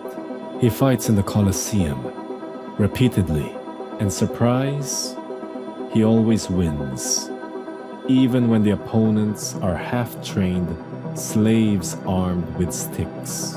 He renames Rome Colonia Commodiana, like a toddler carving his name into the walls. You try to tune him out, but his paranoia is relentless. Executions increase. Senators die mysteriously. The treasury empties into gladiator games and gold statues of himself. In 192 CE, his mistress and inner circle finally snap. They poison him. Doesn't work. So a wrestler, yes, a wrestler, strangles him in the bath. And just like that, the dream of a golden imperial lineage ends in a tub. Chaos returns. 193 CE, the year of the 5 emperors. Another Roman classic. The throne is auctioned off, literally sold to the highest bidder. Civil war ignites again. Legions crown their own emperors. You stop learning names and start learning survival strategies. Eventually, Septimius Severus seizes control, a tough African-born general who doesn't care about Senate approval or soft power. He rules with discipline, fear, and a whole lot of military backing. His message: pay the army, forget everything else. You do, because at this point, Rome isn't about ideals. It's about who has the legions and who has the stomach to use them. The marble on the Senate steps is cracked again. That's usually a sign.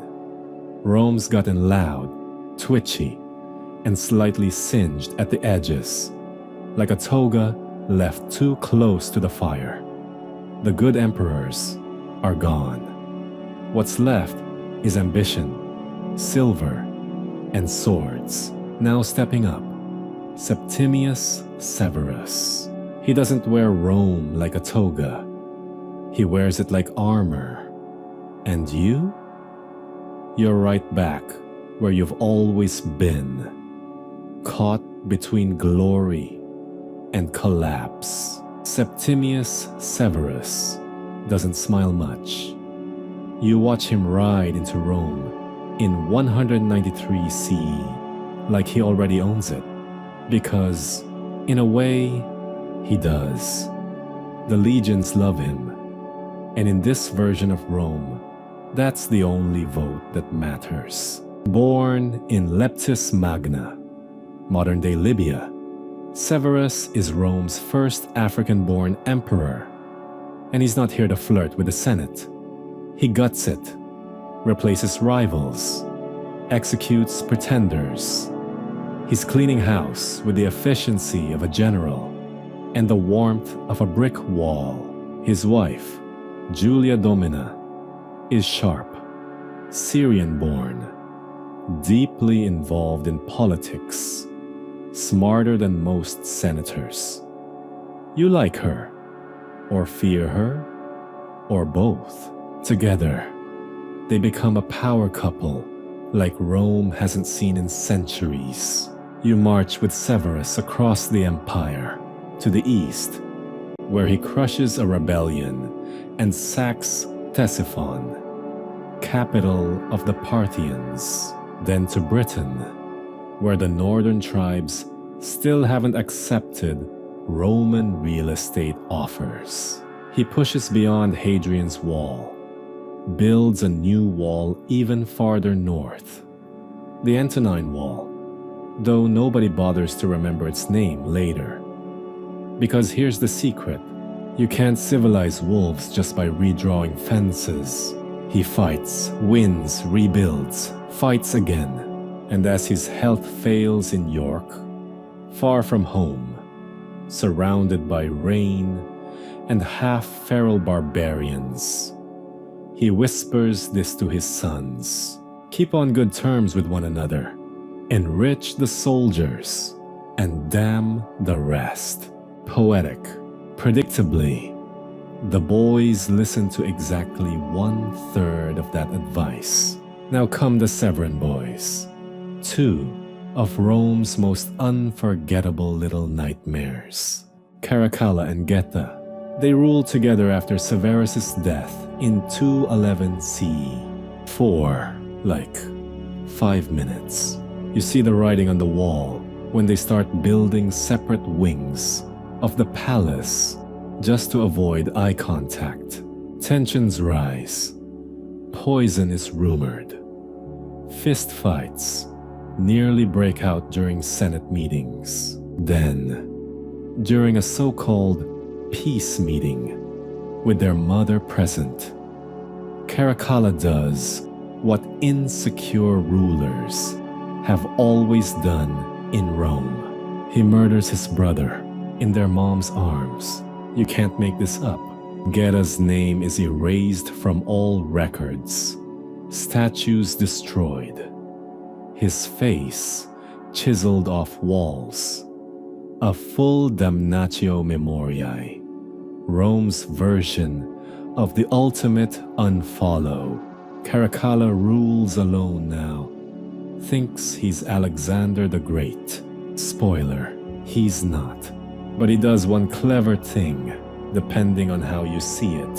In 212 CE, he issues the Constitutio Antoniniana, granting Roman citizenship to all free men in the empire. You're thrilled. Suddenly, your Gallic cousin is a Roman citizen. Your Egyptian neighbor, Roman. Your barber from Syria, also Roman.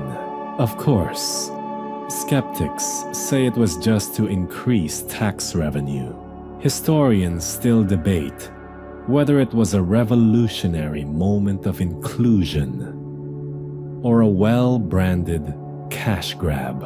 But either way, it changes the game. Rome stops being just an Italian identity. It becomes an idea, a badge, a layer of legal fiction worn across continents. And then Caracalla ruins it all by being, well, Caracalla. He raises taxes, kills senators, makes enemies, then travels east and, during a suspicious roadside bathroom break, is stabbed to death by one of his own guards. Poetic justice, if you're into that sort of thing. Now enters a parade of emperors you'll barely remember. Brief reigns, sudden deaths, civil wars.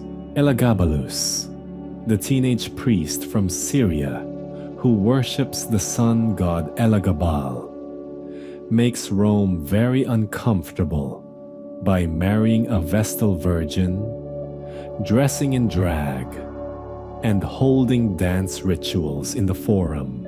His reign is more performance art than governance. He's assassinated at 18, thrown into the Tiber.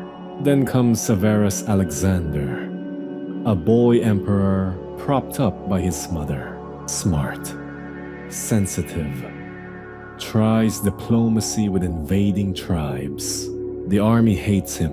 He and his mother are murdered by their own troops. Now the crisis of the 3rd century begins. And you stop unpacking your bags. Because in less than 50 years, Rome will cycle through over 25 emperors. You read that correctly. 25. Some rule for days. Others, weeks. A few survive long enough to mint coins before being stabbed in the back, drowned in baths, or simply disappearing. The empire fractures. Gaul breaks off. Palmyra in the east becomes its own mini-empire under Queen Zenobia, a total icon, by the way. The frontiers collapse under pressure from Goths, Franks, Persians, and people you've never even heard of. You hear the same whispers everywhere. Rome is falling. You're not so sure. It's not falling. It's mutating, evolving under fire, shrinking, flexing, reacting like a living thing trying to survive a disease. And then, like lightning in a thunderstorm. Aurelian, no fancy pedigree, just a tough general who rises from obscurity. In 5 years, 270-275 CE, he reunites the empire, defeats Zenobia, pushes back the invaders, builds Aurelian's wall around Rome, and stabilizes the currency. They call him Restitutor Orbis, restorer of the world. He feels like hope until he's murdered by his own staff over a forged document. Because of course, by now you don't flinch when emperors die. You just look up and ask, who's next? Because in this version of Rome, emperors are temporary, but the empire, it endures. It always does. The sky over Rome is gray again. Not the poetic kind, just regular, overcast, vaguely apocalyptic. You've been through fires, famines, 5 emperors in 1 year, and a tax official who tried to claim your neighbor's goat as income.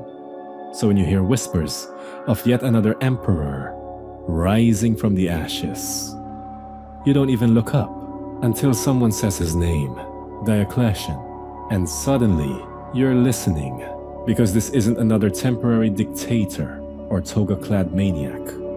No, this is the man who's going to reboot the empire. It's 284 CE. Rome's on life support. The provinces are splintering. The army is angry. And the economy is basically a complicated barter system involving wine, grain, and lies. Then Diocletian, a low-born soldier from Dalmatia, becomes emperor the old-fashioned way, by being better at not dying than his rivals. He steps into the role like a tailor into a burning wardrobe, and instead of patching things, he starts cutting fabric. You watch as he carves the empire in half, not metaphorically, literally. He creates the tetrarchy, a system where the empire is ruled by 4 men, 2 senior emperors, Augusti, and 2 junior emperors, Caesars. 1 pair for the east, 1 for the west. You blink, wait for the bloodshed. It doesn't come, not immediately. Instead, Rome breathes.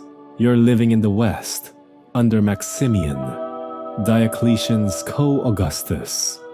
He's a military man, stern and square-jawed. Think of him as Diocletian's practical enforcer. In the east, Diocletian governs from Nicomedia, not Rome. That's the big shift. Rome, still important, but increasingly ceremonial. Like a grandmother too proud to admit she doesn't run the house anymore. The empire's real pulse now beats from other cities: Trier, Milan, Antioch, Nicomedia. You travel for trade. You feel it yourself. Rome is still Rome, but it's not alone anymore. Diocletian reorganizes the army, reforms the tax system. Bad news for your cousin with fake grain ledgers. And cracks down on corruption like it's a new sport. He issues the edict on maximum prices, an attempt to freeze inflation. You run a stall in the market and stare at the imperial pricing scrolls, nailed to every column. The idea is noble. The execution? People cheat. Goods disappear. Prices stay low. But so does stock. Some things, like philosophy and cabbage, simply can't be standardized. And then there's the religion issue. Rome has always tolerated a buffet of gods. But Diocletian wants unity, order, control. So in 303 CE, he launches the Great Persecution, the harshest crackdown on Christians the empire has ever seen. You watch churches burn. You hear stories of torture, of martyrs, of believers choosing lions over denial. And here's the uncomfortable twist. It doesn't work. The Christians don't go away. They go underground. They organize. They write. They grow. Historians still debate whether the persecution made them stronger, not weaker. You see graffiti on walls. XP, the Chiro, the name of Christ in code. The empire is changing. And Diocletian's heavy hand can't stop it. Then another shock. Diocletian retires. No assassination. No civil war. Just walks away in 305 CE to his palace in Split, modern-day Croatia. He grows cabbages, seriously, writes letters, hosts guests. When asked to return to power after another crisis, he allegedly says, "If you could see the cabbages I've grown, you wouldn't ask me to take up politics again." You nod in agreement. You too are tired. But peace doesn't last. The Tetrarchy, great on paper, starts melting the moment Diocletian leaves. Too many Caesars, too many egos. Within a decade, there's another civil war. You find yourself saying the same sentence again. Wait, who's emperor now? Eventually, it all comes down to one name, Constantine. You meet him at the Battle of the Milvian Bridge, 312 CE. Not in person, obviously.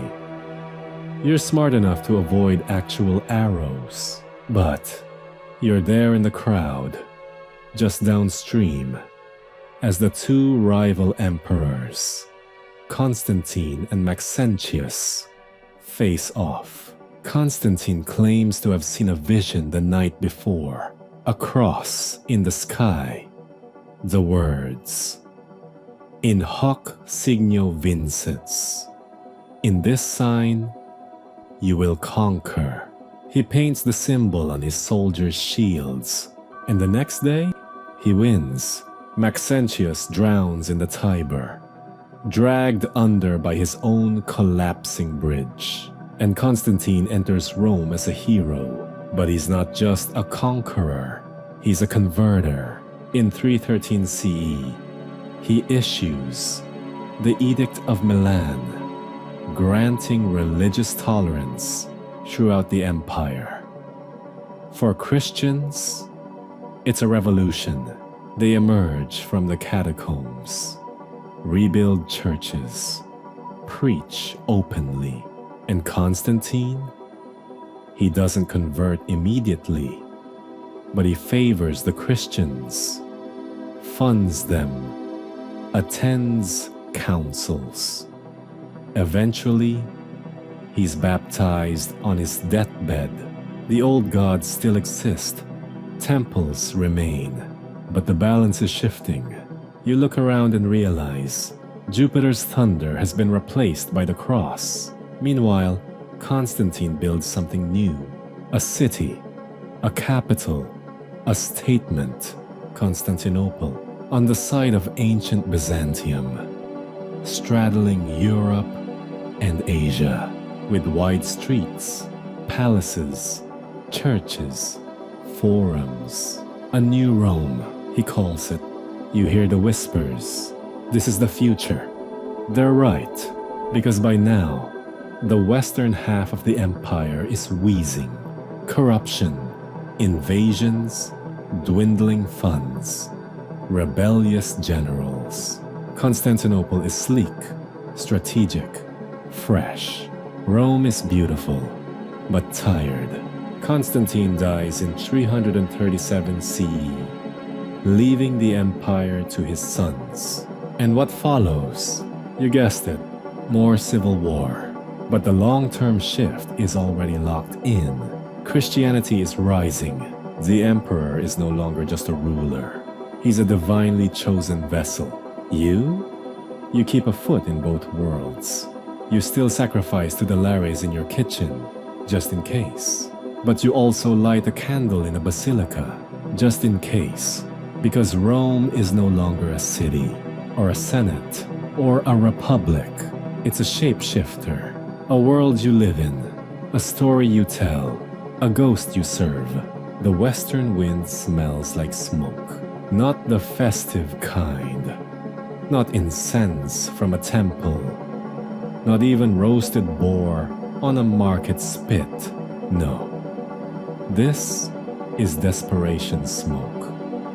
Fields burning, villages torched, forts abandoned. The sort of scent that whispers, Rome is bleeding. And this time, the bandages aren't sticking. We're now in the 4th century CE, and the Western Roman Empire is decaying in real time. It's not a clean fall, no single moment where someone yells, Rome is dead, and everyone throws down their togas. It's slower than that, like watching marble weather in the rain. It begins with succession gone wrong. Constantine dies in 337, and his sons carve up the empire like a leftover loaf of bread. Constantine II, Constans, and Constantius II all want more than their fair share. You know how this goes. Brothers become rivals. Battles erupt. The usual. Eventually, Constantius II outlasts the others and rules alone. He's efficient, religiously strict, and always watching his back. He prefers Arian Christianity, which says Christ is subordinate to God, sparking huge theological brawls in basilicas across the empire. Your neighbor claims the Nicene Creed is heresy. Your barber disagrees. You just want a haircut without a lecture. But the real plot twist, Julian, cousin of Constantius, a bookworm, philosopher, student of Neoplatonism, secret pagan, and somehow a phenomenal general. Julian is sent to Gaul to clean up the mess left by Germanic tribes. You follow him through the Rhine frontier, watching him actually win battles. Shocking, right? By 361 CE, after Constantius dies, Julian becomes sole emperor. And what does he do? He tries to undo Christianity.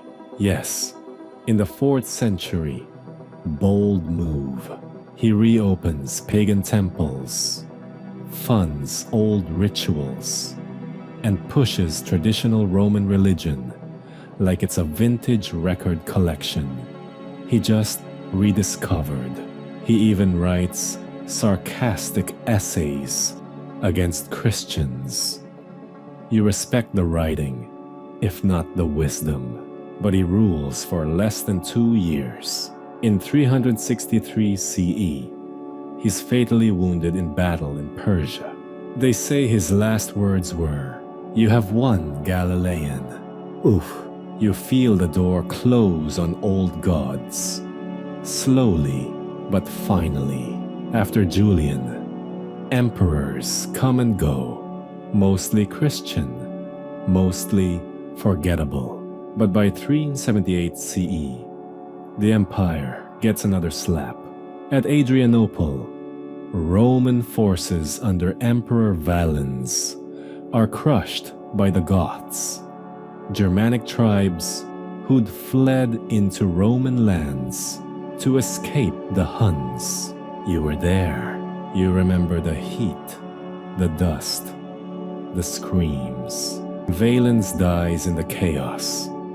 His body never found.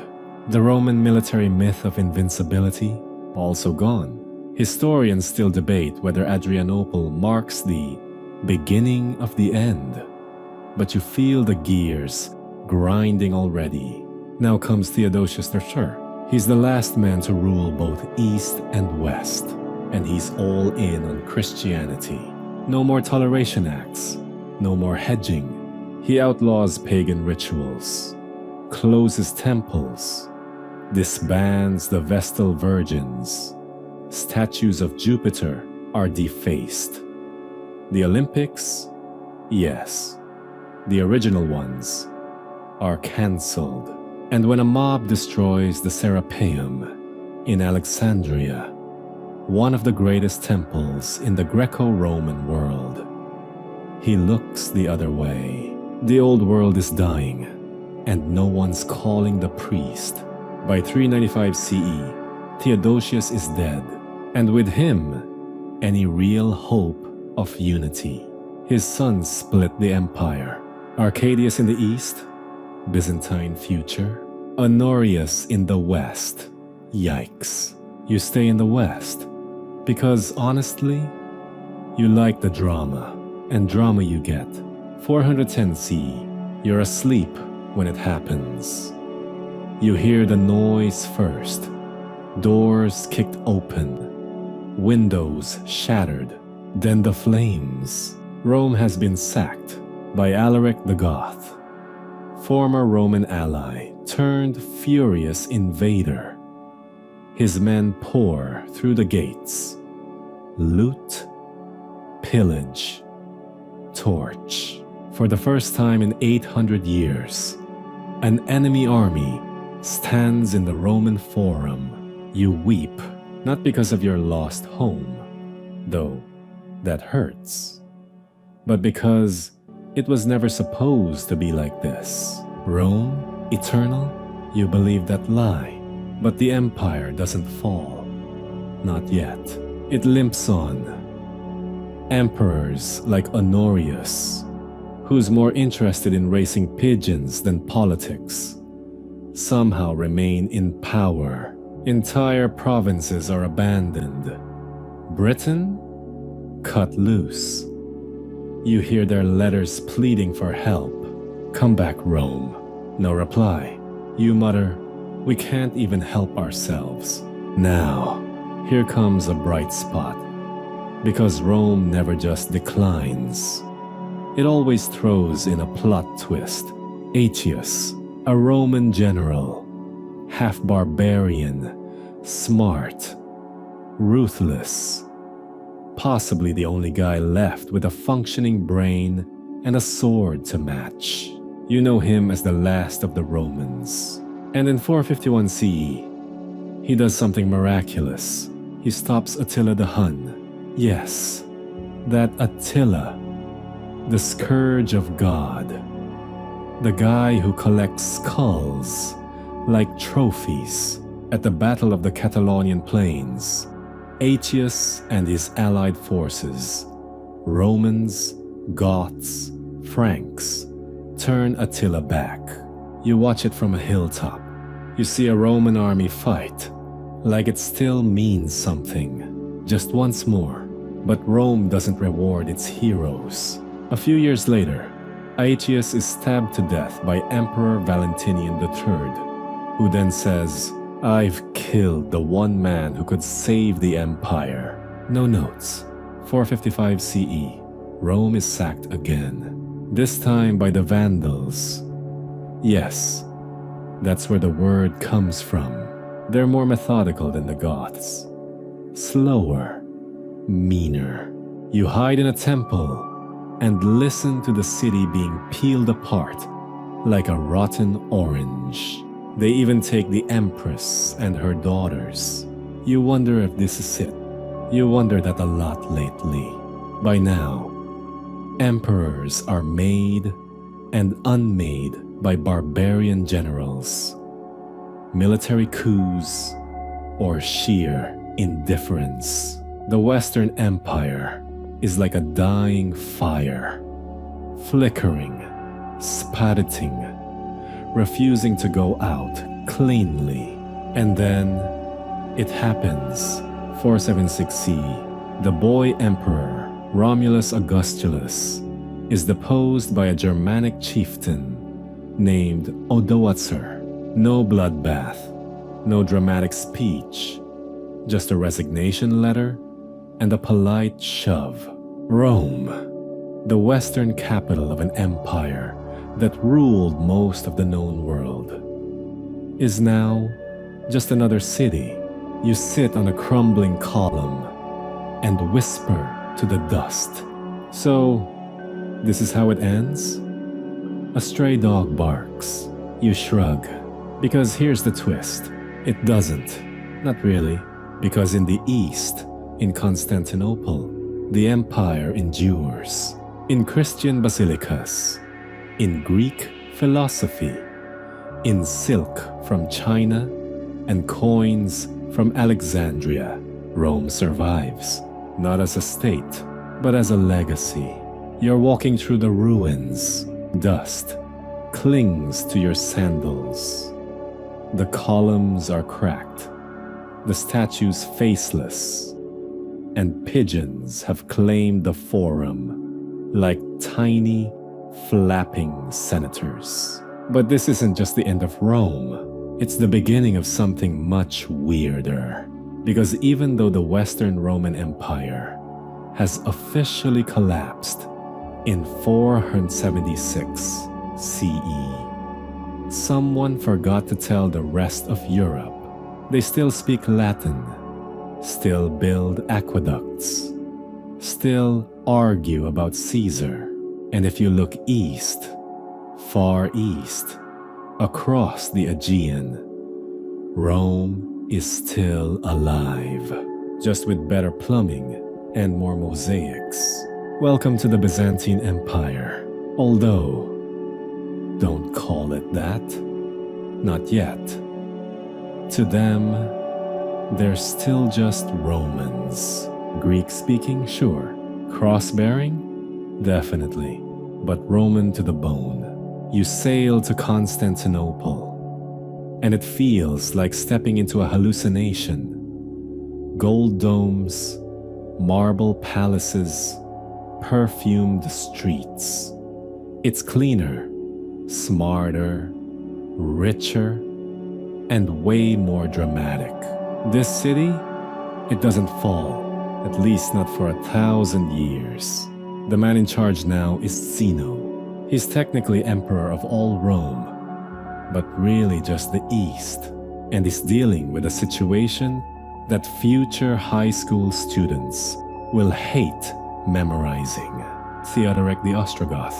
This guy's been bouncing around like a pinball between Byzantium and Italy. And finally, Zeno sends him west to clean up the mess. Theodoric marches into Italy, defeats Odoacer, the guy who toppled Rome, and sets up his own Gothic kingdom. But here's the twist. He rules it like a Roman. He respects Roman laws, keeps Roman senators, even fixes the aqueducts. You blink. Is this restoration? Sort of. Kind of. Maybe. It's not Rome as it was, but it's Rome enough. Meanwhile, in the East, things are heating up. By the 6th century, a new emperor rises. One who's going to try to put Rome back together again. His name? Justinian. And you'd better sit down, because this guy, he's about to go full greatness mode. Justinian becomes emperor in 527 CE. His background? Not noble, not royal. He's from the Balkans. His uncle was a pig farmer. But his mind, sharp as obsidian, and his ambition, larger than the entire Mediterranean. He wants to restore imperial glory. Bring back the old borders. Make Rome whole again, even if he has to bankrupt half the empire to do it. But he doesn't do it alone. He's got two aces up his sleeve. A general named Belisarius and a wife named Theodora. Let's start with her. Theodora is, well, iconic. Once an actress, which back then was code for something a little less family-friendly. She becomes Justinian's most trusted advisor. Smart, fierce, political. And when riots break out in Constantinople, the Nika Revolt of 532 CE, where half the city burns, and Justinian wants to flee, it's Theodora who stops him. She says, "Purple is a good color for a shroud." Translation: if we die, let's die like emperors. They stay. They crush the rebellion. 30,000 rioters die. The throne is safe. And from the ashes, a new Constantinople rises. Justinian goes into overdrive. He codifies Roman law into the Corpus Juris Civilis, a legal code so influential. Parts of it still shape European law today. You sit in court hearings and realize, wait, this is organized? Then he commissions the Hagia Sophia, a massive cathedral with a dome so large you swear it floats. When the light hits the golden mosaics inside, you forget the world is falling apart outside. It feels like heaven was imported. Meanwhile, Belisarius is out reconquering the West. North Africa, taken back from the Vandals. Italy, retaken from the Goths. After years of brutal siege warfare, even parts of Spain fall under imperial control. For a moment, a tiny, fragile moment, the old Roman Empire is almost reborn. You trace the new borders on a map and smile until you realize what it cost. The wars drained the treasury. The plague, probably bubonic, arrives in 541 CE, killing millions. Entire towns vanish. Crops rot in fields. Trade collapses. You bury 3 neighbors. Then their replacements. Then their replacements. Justinian rules through it all. Somehow. But the glow fades. By the time he dies in 565 CE, the Western territories are slipping away again. Belisarius is disgraced, then recalled, then dies quietly. Theodora dies before Justinian, taking a piece of him with her. And Constantinople, still shining, but the cracks are forming. Yet somehow, Rome still isn't dead. Justinian's law survives. The Hagia Sophia stands. And the word emperor still means something, even as empires rise and fall. Kings crown themselves with borrowed glory, and barbarians scribble on what used to be Roman scrolls. You're still here, walking roads the Romans built, living under laws they wrote, and dreaming under stars they mapped. Because Rome doesn't vanish. Rome migrates. You wake to chanting, low, steady, rhythmic.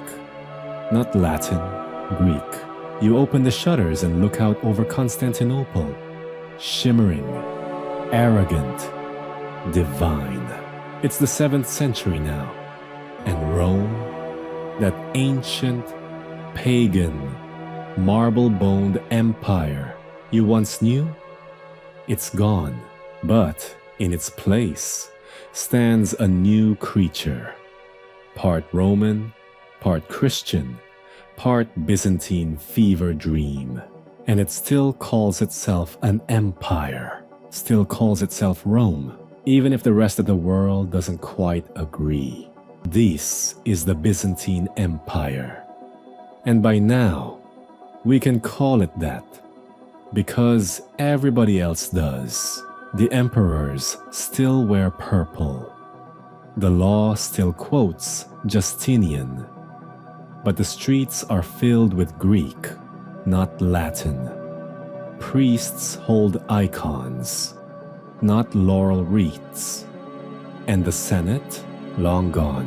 What matters now is the church, the court, and Constantinople's walls. Those towering, triple-layered monsters that have held off everything short of divine wrath. And they'll need to, because a new storm is rising in the east. The Arabs are coming, fierce, fast, devout.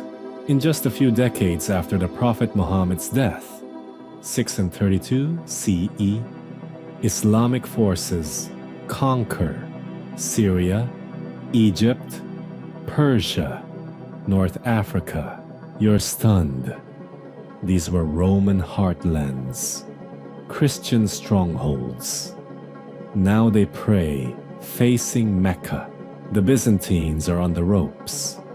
You ride with soldiers who barely understand who they're fighting, only that they're losing. Then, in 674 CE, Arab fleets sail into the Sea of Marmara and lay siege to Constantinople. The city holds. Why? Because of a mysterious substance called Greek fire, a liquid flame hurled from siphons that sticks, burns, and can even ignite on water. You watch it pour from the walls like divine vengeance. To this day, no one knows exactly what it was. Historians still debate whether it was invented by refugees from Syria or Alexandrian alchemists. You just know this: it saved the city. But survival doesn't mean strength. Byzantium spends the next century shrinking and reshaping. Emperors come and go, often violently. Eyes are gouged. Sons are disinherited. Entire dynasties vanish over lunch. You learn to stop naming your children after emperors. It's bad luck. And then iconoclasm. Oh boy. Suddenly, a faction in the empire declares that religious images, icons of Christ, the Virgin Mary, and the saints are idolatrous. They start smashing them, burning them, whitewashing church walls. Iconoclasts versus iconojewels. It's like a theological MMA tournament, except the stakes are eternal salvation. The emperors flip-flop. One supports icons, the next burns them. Mothers hide painted saints under floorboards. Monks smuggle mosaics out of monasteries. You bury your favorite fresco in the backyard and pretend not to know anything. Eventually, Empress Irene, yes, a woman, takes the throne in 797 CE. How? By blinding her son and taking his place. You blink twice, but she reverses iconoclasm, holds a church council, and for a brief, bizarre moment, she even negotiates marriage with Charlemagne, the newly crowned Emperor of the Romans in the West. Wait, what? Yes. While Byzantium was busy icon smashing, something strange happened in Western Europe. A barbarian king got crowned as Holy Roman Emperor by the Pope. In 800 CE, Charlemagne kneels in St. Peter's Basilica, and Pope Leo III puts the crown on his head. Rome is back. Kinda. You're confused. Everyone's confused. The Byzantines are furious because to them, there's only one Rome, and it's theirs. Charlemagne, meanwhile, doesn't care. He's got a new capital in Aachen, a revivalist agenda, and a lot of very tall Germanic soldiers. You head back east. The Byzantines survive, but just barely. For every Justinian, there's a dozen anonymous emperors who last less than a winter. The empire's borders shift like tides. One decade, they hold Greece and Anatolia. The next, they're retreating behind rivers and prayer. But they have something stronger than swords: faith, bureaucracy, and a terrifying capacity to write everything down in triplicate. You grow old watching mosaics fade. Children speak Greek with Latin curses. Soldiers pray before battles and loot after victories.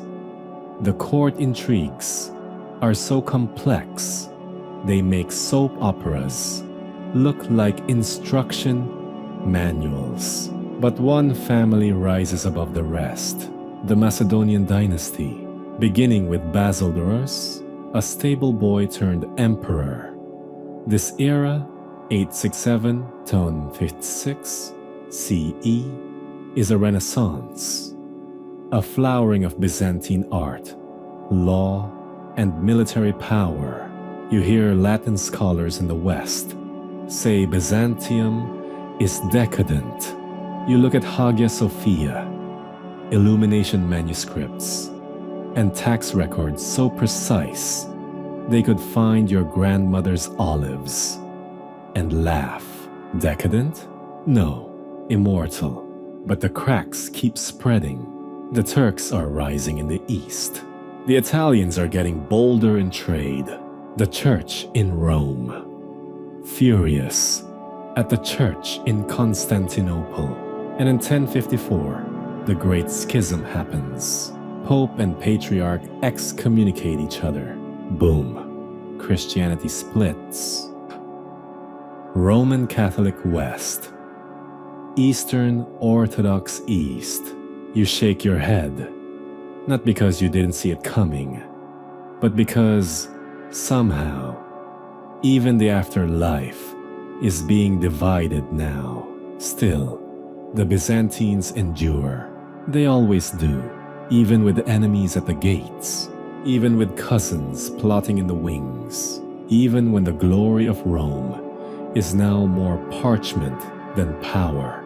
You stand at the edge of the Bosphorus, staring across at Asia, and realize the empire you grew up in is now a memory with a navy, but the light still glows behind the dome of Hagia Sophia, and the world still calls this land Rome. The wind of the Bosphorus tastes like iron now.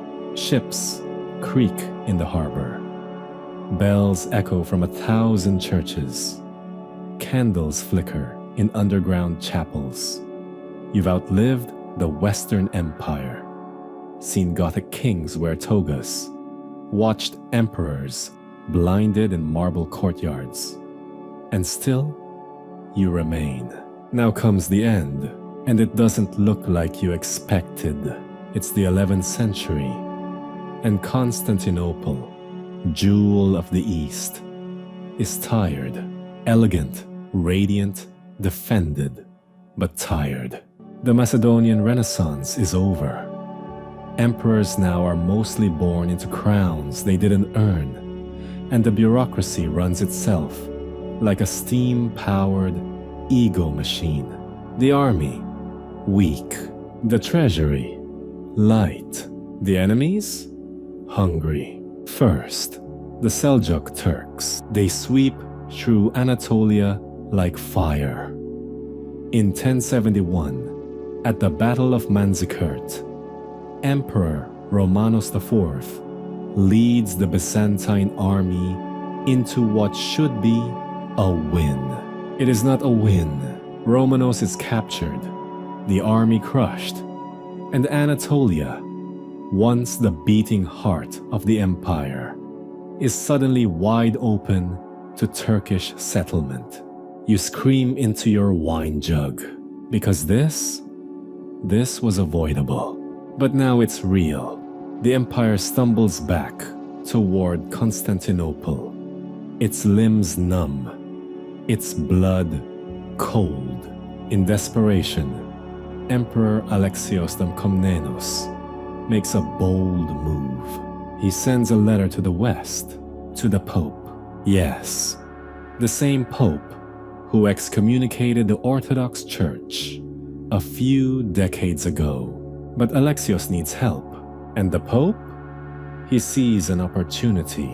In 1095, Pope Urban II calls for the First Crusade, a holy war to liberate the Holy Land from Muslim control. But here's the kicker. Tens of thousands of knights, peasants, and noblemen from across Europe descend on Constantinople. They're not exactly what Alexios had in mind. Many are hungry, dirty, suspicious of Byzantines, especially after hearing rumors that Orthodox Christians are basically heretics with fancy robes. Still, Alexios ferries them across the Bosphorus. The Crusaders head south and eventually take Jerusalem in 1099. Success, technically, but the rift between East and West wider than ever. The next century is filled with uneasy alliances and awkward thanksgivings. Crusader kingdoms pop up in the Levant. Byzantium reclaims a little lost territory under the Komnenian dynasty. A flash of brilliance in a fading candle. You almost start to hope again. Until 1204. Oh gods. You hear the rumble of hooves before the bells. The Fourth Crusade was supposed to go to Egypt. Instead, it shows up at Constantinople's gates, hungry for cash and manipulated by Venetian merchants. And what do? They sack the city. Not Muslims, not Persians, fellow Christians. Western knights rampage through the Queen of Cities, smashing icons, looting relics, melting down chalices, and tossing saints' bones into gutters. You hide in a church and listen to Latin hymns sung in victory as mosaics crack overhead. The Latin Empire of Constantinople is declared. You whisper, "What is this?" History whispers back, "An abomination." For 57 years, Byzantium exists in exile. In Nicaea, emperors rule a shadow empire. You wander through dusty towns with broken statues and hear old men mutter the name Rome like a forgotten spell. Then in 1261, a miracle. The Byzantines retake Constantinople. It's a bloodless reconquest. Just a lucky nighttime maneuver. While the Latins are distracted, you cheer, you cry, you dance in the ruined streets. Rome is back, but barely. Now the centuries pass fast. The empire is a ghost wrapped in gold thread. The city's population shrinks. Once proud provinces are now independent fiefdoms or Turkish Beyliks. You hear the word Ottoman whispered more each year. They're close, closer, closer still. Then comes the name that will ring through eternity. Mehmet Tude. It's 1453. You're old. So very old. But you stand on the walls of Constantinople one last time. The city has maybe 7,000 defenders. One great wall. One final emperor. Constantine Unsti Palaiologos. He's brave. He's doomed. He knows it. You watch him walk the walls. Armor glinting. Rallying soldiers with no food, and priests who've given up debating how many angels can dance on a pin. The Ottoman cannons roar, huge new weapons, the future of war. Each day, chunks of the wall collapse. Each night, they're patched with whatever you can find. Statues, rubble, prayer. Then, on May 29th, 1453, the final assault comes. The city falls. You see the Turks pouring in, flags rising over towers. The last emperor vanishes in the melee, either dead, disguised, or reborn in legend. And just like that, Rome ends. Or does it? Because here's what happens next. Mehmed enters the city, not as a destroyer, but as a conqueror with taste. He walks into Hagia Sophia, whispers a prayer, and turns it into a mosque. But he doesn't tear down the walls. He adopts them. The Ottoman Empire absorbs the Byzantine system. Bureaucracy, coinage, ceremony. It wears Roman bones, like a second skin. And the city, it endures. As Istanbul, yes, but still the queen of cities, still standing. And what of Rome itself? The physical Rome, still there. Overgrown, revered, reused. Popes rule from the Vatican. Artists carve marble stolen from Caesar's forums. Latin mutates into Italian. Roman roads crumble into hiking trails, but their shape still visible from the sky. Even your own language, whatever you speak, it probably has Roman bones in it, because empires fall, but Rome never left. It's in your calendars, your laws, your alphabet, your cities, your stories. Even now, as you sit in bed, warm and curious and very much alive, you're living in Rome's shadow. And maybe that's enough. You're floating now, not on a cloud, nothing so cheesy, just drifting. The way you do when the credits roll and no one gets up from their seat. Because this is the part after the fall, after the emperors, after the marble and the mobs and the myths, after Constantine's final charge and the city's final sigh. You're in the afterlife of Rome now, and it's crowded. It's the 16th century, and the popes in Rome have declared themselves heirs to Caesar. Their hats are taller, their buildings are bigger, their power, well, spiritual, but also very real.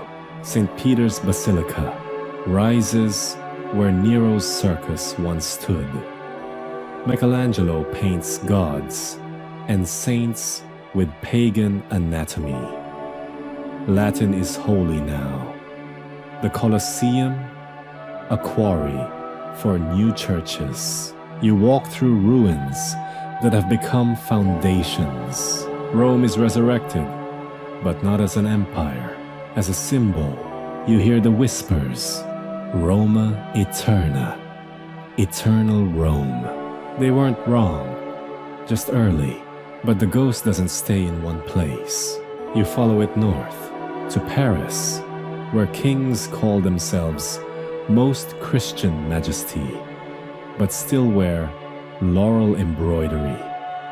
To Vienna, where Habsburg emperors insist they are the true successors to Rome, even as they mispronounce half the Latin on their own coins. And of course, Germany, the Holy Roman Empire, which Voltaire famously quips, is neither holy nor Roman, nor an empire, still survives for nearly 1,000 years. You sit in its courts, watch princes squabble. The laws are Roman, the titles are Roman. The drama is pure medieval.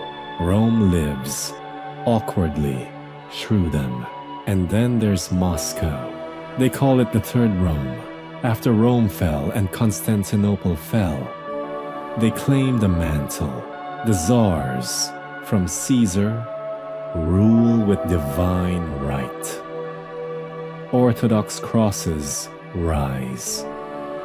Byzantine robes are stitched anew.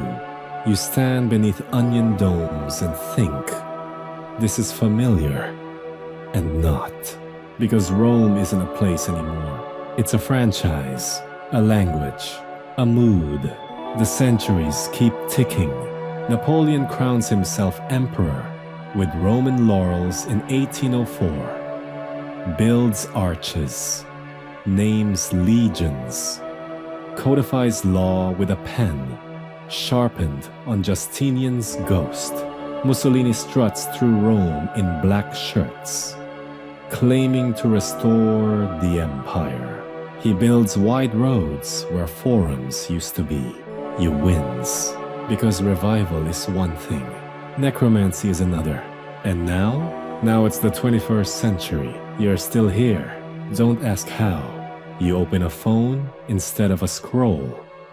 But your calendar? Still Roman.